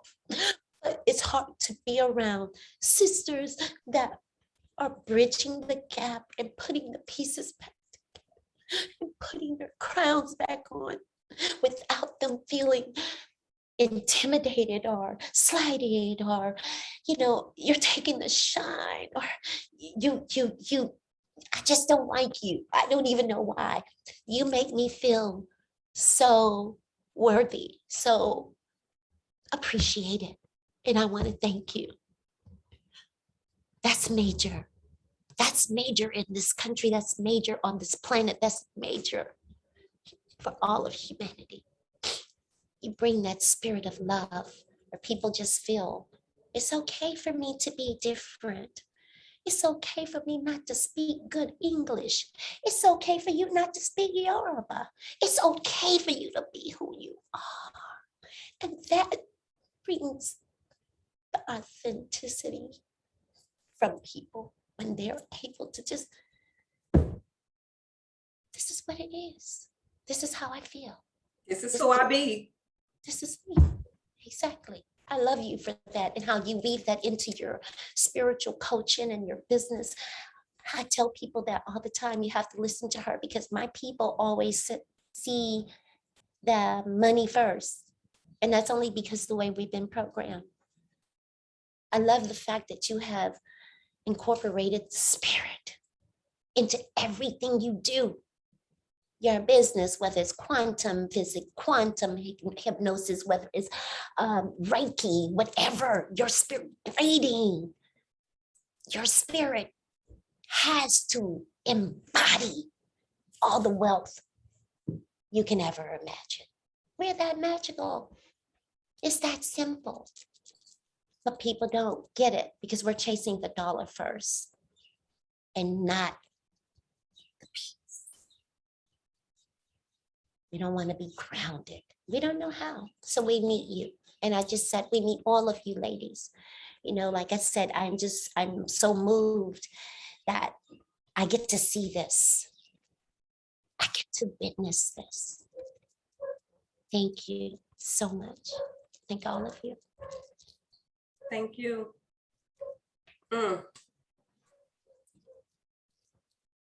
Whew. Sometimes we just need to breathe. And it's your time. It's your time to be celebrated.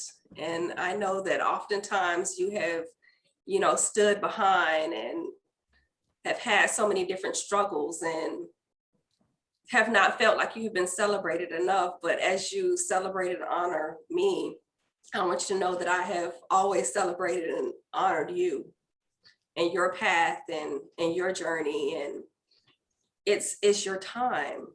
It has been your time. You've been living your time, but it's your time to continue. And you can't hide out in darkness anymore. It's time for you to put your brag book out there, like we've been talking about earlier. Because you have helped so many women to strengthen their crowns by, elevating who they are spiritually. Because oftentimes when we look better, we feel better and we begin to do better. And so you have been elevating so many women's crowns. It's time for you to be celebrated a whole lot more. Thank you, Megan. Thank all of you. I'm so grateful. And I know we're a little bit off script, but I know we still have some of the other speakers that are still hanging out with us. And, it's always awesome for us to be able to pay tribute and to pay homage to our ancestors. But sometimes we have our ancestors that are living amongst us. I remember Kimberly, when Kimberly said that she was so honored to have you on here. And I know that Lilith, I think Lilith had to go.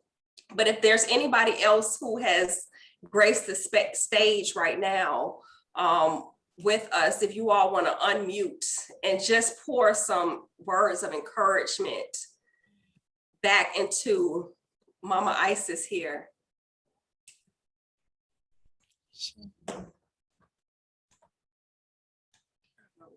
Putting people on the spot. And if there's anybody else that's in the audience as well, if there's anybody that wants to come up, just raise your hand and Victoria can come on. Megan, if you will, would you mind if I have a moment just to honor this powerhouse of a sister? Sister, I just want to thank you, Mama Ia, the way that you walk and you move for all of your sacrifices. I'm over here in tears, just taking in all of the gifts and the ways that you've made ways. They're pieces to what you have shared that have touched my spirit, as a natural sister, as a waymaker, as the way that you've blessed Megan. I just want to pray over you to continue to be protected, for you to continue to be surrounded, for you to continue to be abundantly blessed. Thank you for all the sacrifices you have made. Asheo, blessings to you. Thank you so much.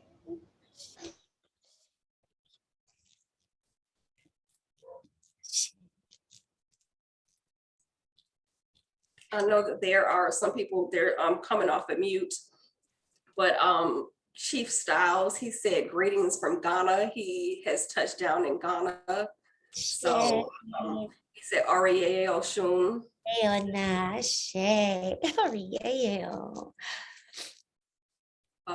Someone else says that the universe brought this conference to them. She was feeling disgusted with the ignorance in this world, but the drumming brought them to.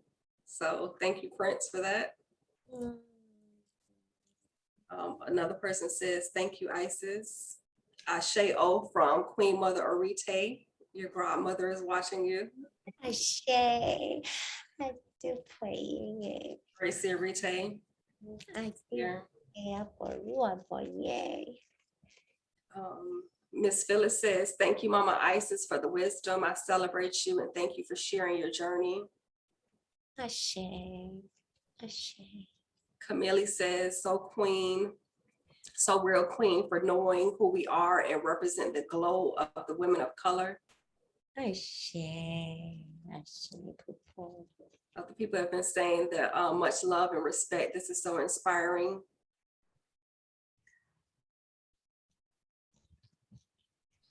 And Chief Styles came on again and said, well done, that we are making our ancestors proud.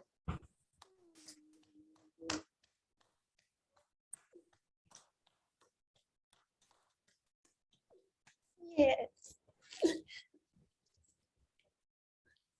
Ashe, I'm sorry.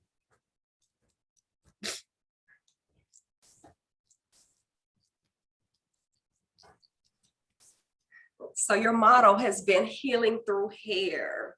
And I got me some braids today, so I can honor you. I was like, you know what? I was trying to Okay, they're beautiful. They're beautiful. What, how long did it take? Are those box braids? Yeah, they're not knotless braids that my niece did. Okay, they're beautiful. Our gifts are so natural. I try to make sure that with healing through the hair, we understand exactly how to handle our hair when we are using malacrylic fiber and other fibers on top of our strands, but making sure that we redo the edges. I don't know if she told you this or not, but there's so many young, brilliant braiders out there, just so creative. And their juices are running strong, but I want them to also take a drink of the wisdom and the knowledge and the education that's necessary. So redoing the frontal every 3 weeks helps the hair from matting up. So if, for example, if you wore the braids and you left them up for 6 weeks, it mats up in every little section that the fiber is on top of, because you don't have it, it's not separate, so it's just there. But doing touch-ups for your clients is very important. We've had a lot of hair loss and we're constantly plagued with a lot of hair loss. I also have my new book, Stolen Crown, that is available. And maybe you were going to talk about this later, but I just wanted to quickly say that in the book, it's dedicated to my client, Chandra Lewis, who committed suicide because a licensed cosmetologist removed all her hair from the crown. You know, our crown is so delicate. And it's so important to us as a people. The Africans believe that God lives in our crowns. So people would say, oh, it's just hair. Why would she kill herself over just hair? But these are true Black hair stories. Get this book if you can, for your child, for your friend, your neighbors, for yourself. It's on Amazon. And if you want me to autograph it, I can definitely do that. But this is information that was stolen from us. For 400 years, we weren't allowed to know how to care for box braids or to know how to care for afros and locks. And now it's here. We forgot to open up that magic box again. I told you everything is right in that box. All we have to do is ask and it's given. That is the power of our God spirit. That's how we connect to the spirit of the crown. Is ask the crown, this is what I want. I want to know how to care for my hair better. I say that because a lot of braiders, a lot of stylists and a lot of locticians that are out there really don't have the remedies that would help to increase healthy oil glands, that would help your blood flow, that's good for eczema, things that we could just go to the garden and say, okay, so for eczema, let me use some myrrh. I want to mix some myrrh with a little aloe vera gel. I want to mix it up and put it on my scalp. We're not telling our children to do these things for their hair anymore. It's like we're just going to buy products over the counter and we're using them on our hair. And it's not a one size fit all. That's the point. Read everything that's in the ingredients. So if it's something that you really like, that you use, coconut oil and maybe some tea tree and olive oil or aloe vera gel, use that. If you want to make up a spray that you want and you want to moisturize, you want more moisture, you want it to be soft, think of the products that you really like and take only the good stuff that you can eat from the garden out of the ingredients. That's how you win.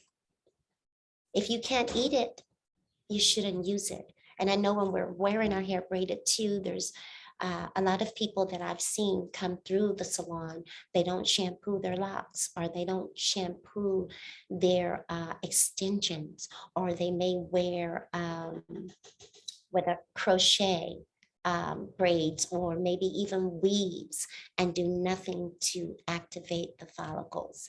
So I'm just saying these little things we can create. If we have given money and money and money and trillions of dollars to other manufacturers that's coming up with ways to satisfy us, that's coming from a totally different magic box to pull things together for us, then we can surely know exactly how to pull these items and these products and become manufacturers ourselves. We just have to put it together. Grandma did it.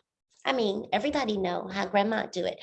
My grandma may use leftover dishwater just to put moisture back into the hair. You know, back in that day, you know, we were using Crisco and axle grease, and we would think of ways to keep our scalps manageable and to feed every aspect of what we had with every little bit of what we had. We were feeding the follicles, we were feeding the shaft, we were making the hair softer. We came up with all this stuff. Nobody has created anything new. We've been using axle grease. We've been going back and forth to Africa to create different herbs to put together grease like Madam C.J. Walker did. We've been doing this. We've been figuring out how to use and make straightening combs. We did this way in the absence of society and brought it forth. And now these are billion-dollar ideas. We just need to pull it out of the magic box. There it is. Yes. So Victoria, she has dropped the link to your Amazon book. So if everyone can please go and order them a copy of this book. I cannot wait to get my autographed copy of Stolen Crown. I'm going to send it to you too. And there's recipes in here for children. One of the things that this book talks about too is how we must throw away the comb. Throw away. So you mean to tell me I'm not wrong for not ever combing my hair? Especially for children. No, you use your fingers. In certain situations you may have to, but I've had mothers to bring children with 4B, 4C, 4D hair that was all matted, and mothers to bring babies with 3B and 3C and 4A hair that was all matted, and they were torturing the children with a comb. So what I did was use my Sisters of Isis products, and mostly it's just the aloe, the aloe vera, the silica, the slippery elm, and some other ingredients that's mixed in it that softens the shaft and helps to pull the matted hair apart easier.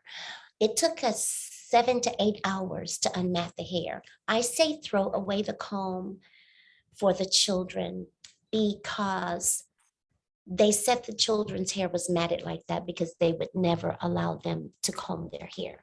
Well, after you get it matted and you shampoo it that way and you still aren't using any of your intelligence to unmat the hair and you just pulling it back in ponytails, what do you expect? But it took us some time to unmat the hair, and I say throw away the comb because the European comb hung from every Southern church in America. And if your hair did not pass freely through the comb, you were denied membership of that church.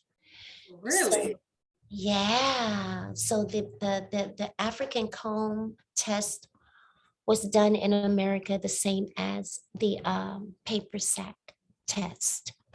If your skin was darker than the paper sack, you couldn't be a part of that congregation.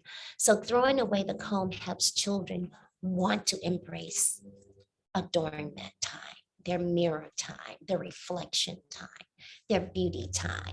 But when we come to them with a comb and we beat them up and we tell them to sit there and don't cry, and we say all these ugly things to our children, when we are adorning them, we're introducing them to ocean, we're introducing them to the spirit of the river, the mother, the beauty, the grace, the charm. We're introducing them to their own sexuality, their own beautiful God beings.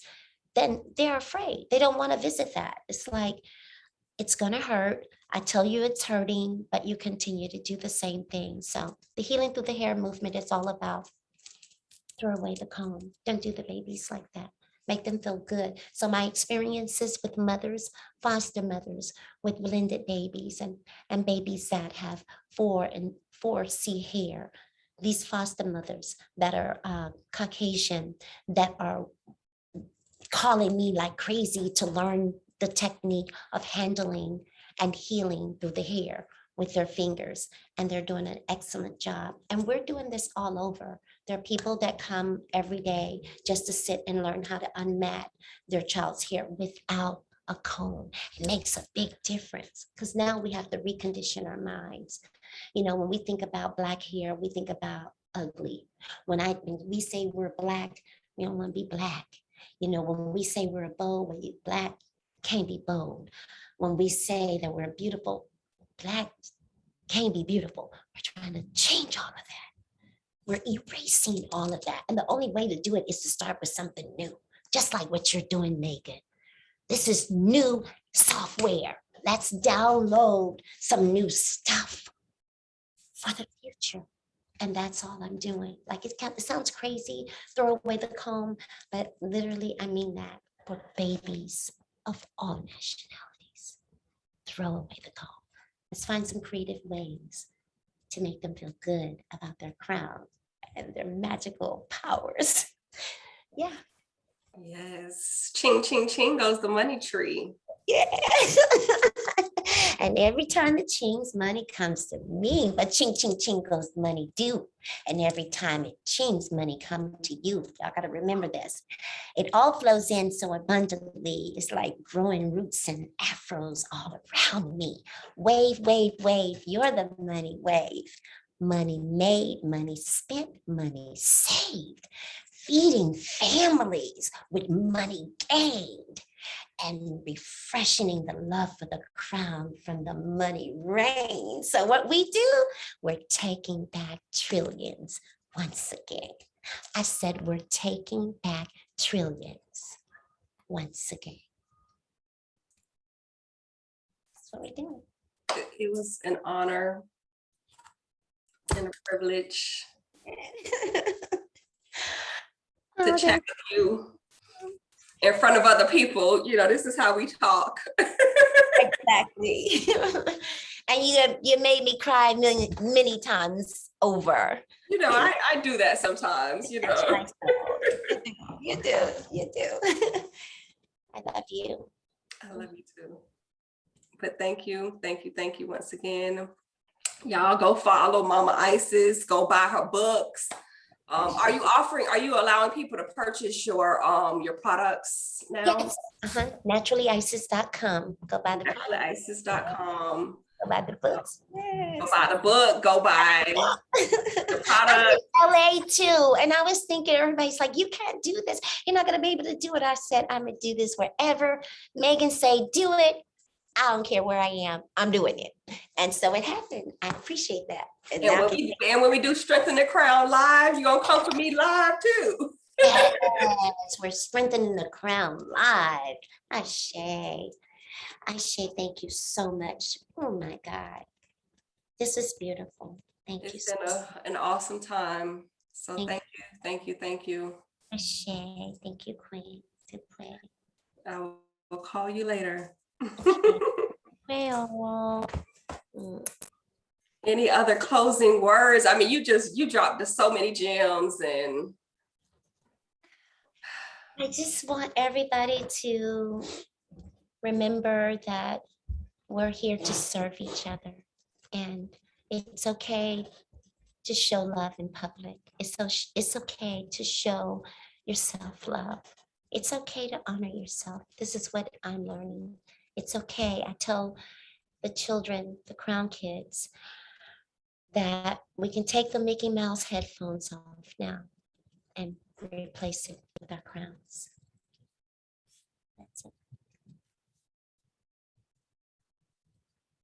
Thank you. Camille, are you able to unmute? No, we had someone that came up. Yes. Thank you. Oh my goodness, both of you, you give me chills. I did write something in the chat, and in 1970, I became Miss San Diego State University and Miss San Diego Collegiate. I started wearing braids the year before because I felt it was so natural, Queen. And when my godfather, Chief Styles, who is Megan's brother, wow. I mean, it was just wonderful when he told me about you. And I read something about something that you said about hair and how you're starting to teach the children more and more, not starting, about the proudness, and so I'm putting all that together. You are such a phenomenal spirit. Yes. And I just have chills. And Megan, thank you. Yes, indeed. This is it's just wonderful. Thank you for the communication that you are bringing to all of us. Thank you.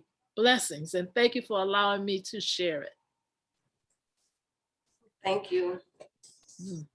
Thank you. Thank you.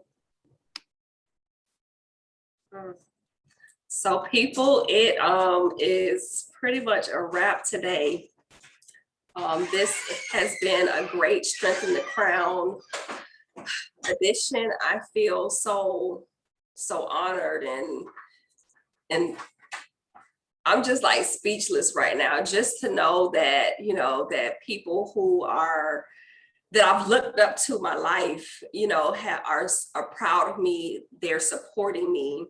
They are wishing my blessings and, continued success. It's always an honor to have the blessings of your elders. And, so I honor you, Kimberly, for always supporting me and standing by me. I honor you, Mama Isis, for always, just taking the time to come onto my platform and, and sharing your knowledge with me. I see that we have Gracie Arite. She has also been in the chats. She has, since I was 12 years old, she has always been like a mother figure to me as well. She was one of the Oba's wives for the Oyatunji African village in Sheldon, South Carolina. So she has been an endless supporter of me since I was a teenager, and so it has been an honor and a blessing. And so overall, how would you say that today's sessions have gone today? What was your experiences have been? If you can just really, let me know in the comments, what were some of your biggest takeaways and some of your biggest aha moments?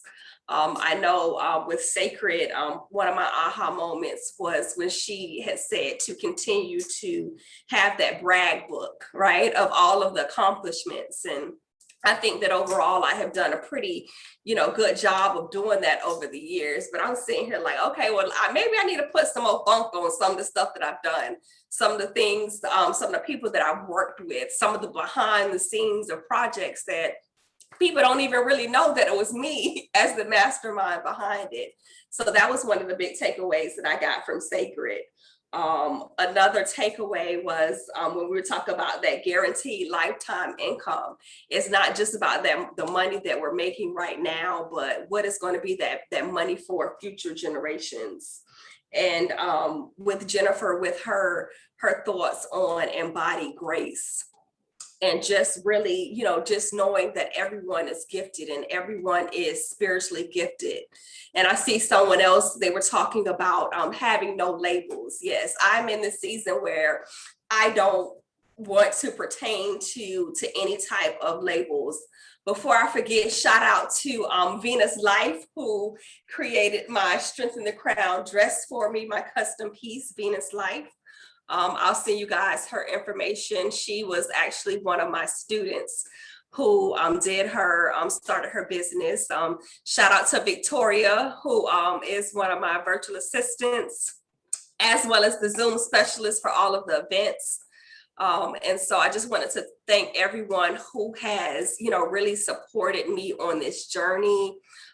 Someone else said that one of their biggest takeaways was no labels. Someone else says that it has been an awesome day and that they have never listened to a seminar like this from start to finish. Yes, thank you, thank you, thank you. It has been an amazing experience. And so, as you know, you just heard from some very, very successful entrepreneurs. And I want you all to know as well is that you all too have the skills to pay the bills, right? And if you know that you have come to this knowing that you have been called to take your business or take your brand to the next level, not just business wise, but also spiritually. As you saw with some of the interactions that I've had, you know, you never know what you're going to get with me. But then I also have an offer that I would love to talk to you about. The offer that I have for you today is called Unmasked, Strengthen the Crown. And I'm beginning to open up my calendar to work with clients again. It was something that a lot of people had come to me after the last conference, and they really just wanted ways to figure out, how can I work with you, Megan? I know that it's something that I want to do. And so, you know, what I decided to do is I am opening up my calendar to work with people. And I really realized that based upon a lot of my strengths, based upon a lot of the gifts that I have to offer, is I really thrive when it comes down to training and development. I thrive in group settings. And so one of the things that how I restructure my business is limiting a lot of my one-on-one offers. And a lot of you all have heard of me and Prince Aderele's our 12-month group coaching offer, which also has some, you know, one-on-one work with it as well, but it's a 12-month hybrid program. But I wanted to give people as an entry-level way to learn how to work with me, learn how to work with my team. You never know, you have surprise visitors that come up as well. And so I know that it can be downright terrifying trying to figure out how to navigate in the spiritual world. I also know how terrifying it can be trying to navigate in your business world. And so what I have created is I have created a 1-month group container program called Unmasked. And this is especially for people who are pretty much identified as feminine identified beings who are looking to build their business as well as looking to expand spiritually so that they can begin to build a business that is an ultimate divine and flow. If you did not realize, the name of this conference is Strengthening the Crown, Embracing Divinity to Master Spiritual Flow in Your Business. And so some ideal candidates for Unmasked would be for you is if you want to claim your birthrights or your inheritance and claim spiritual abundance while become more spiritually connected so that you can begin to operate in your divine purpose. If you identify in some form or fashion as, you know, a spiritual entrepreneur, then Unmasked would be for you. If you're looking just to find overall clarity and alignment in your business, if you're looking to get unmasked from things spiritually, then it's going to be an ideal situation for you. Victoria, if you can just share the screen for me that has more information on Unmasked.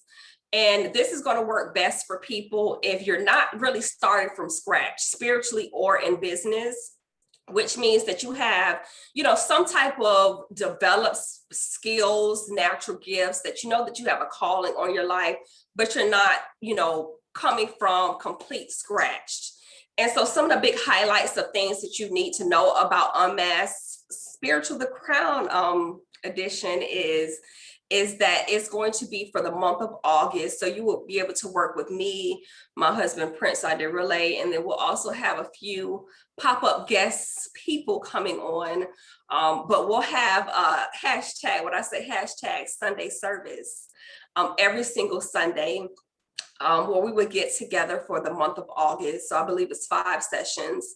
And it will also have some workshops. We'll have a few workshops where we will, get you into implementing some of these things in your life. And you will also, during this time, during their Sunday sessions, you will have 3 master classes, just really so that you can hone in on your chakras and your business. We'll talk about universal laws and goal setting for your business as well as your life. And then an introduction to business mastery. Additionally, if you join this program, you will also get a one-on-one energy healing session with me. And you will also get a one-on-one divination session with my husband, Prince Aderele. And so maybe you have tried a boatload of business strategies. Some of us have tried all of the things. And as we know, like this past year and a half has been very, very rough. Maybe you've experienced an awakening of some sort, and maybe that you realize what it is that you truly want and what has been in alignment for you. But the truth is that maybe you're just not living in divine alignment for what it is that you are called to do. And so I want to help as many people as I can to get in divine alignment with their calling, with their purpose, what it is that they were called to do on this lifetime. And so, like I said, if this is something that you're interested in, Victoria, she is going to drop a link in the chat. Now, listen, some people, I'm telling y'all, some people are going to be pissed off because a lot of my one-on-one clients, my VIP days start at $5,500, right? And so I'm doing a group session for the month of August as an introduction. And this is just only going to be offered to people that have attended either the first conference or this conference. I had priced this at, because a lot of times with our Premium Services Academy, it's $3,000 to work with us in that group setting. And so with that, with this program, it is going to be, like I said, 1 month in a group setting. You also get some one-on-one activations. And so it is a pay in full amount of $1,500, or it is 2 payments of $800. But again, there is no pressure. If you have any questions, you can always send me an email. If you have any questions, I can stay on here as long as I want to answer any of your questions about, the conference, about what it is like to work with me one-on-one. And so, like I said, I would just be working with a select few individuals for 1 month only, just to get you into divine flow spiritually. And then we will see from there, if you would want to continue to working with us. But so, like I said, just for 1 month only, I will be coaching you myself through a live experience to discover what your soul work looks like and what it means to you. And you will have everything that you would need to grow your business, both spiritually as well as, the strategies behind it in this 1 month session. Does anybody have any other questions? Comments, concerns?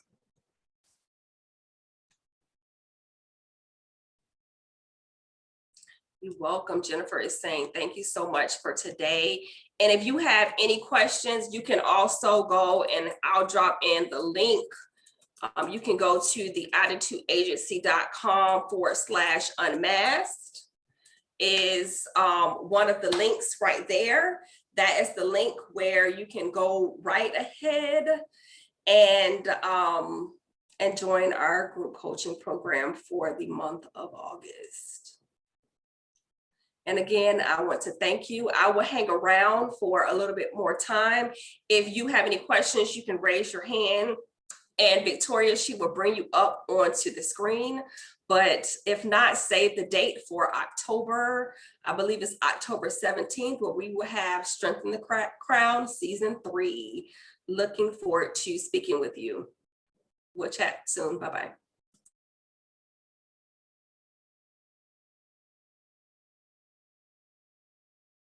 I am bold, I am beautiful. I am Black, I am bold, I am beautiful. And again, we just put on our crowns.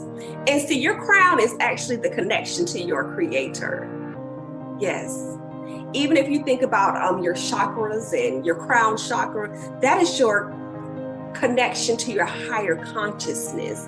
It is the power that lies within you that is drawn from your creator.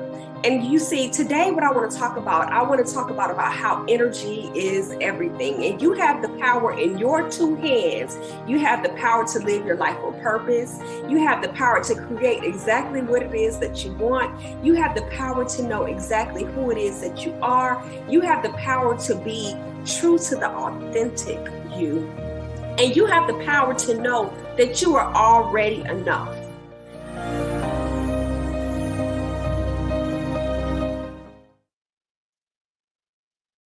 My name is Megan Davis Aderele.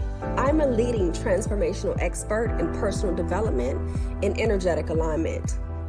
As a high priestess, energy healer, and metaphysical minister, I guide women to become unmasked and strengthen their crown by blending spiritual and business mastery so they can expand their empires. In my role, I serve as a guide or spiritual advisor to entrepreneurs who are looking to take their spirituality and business to the next level.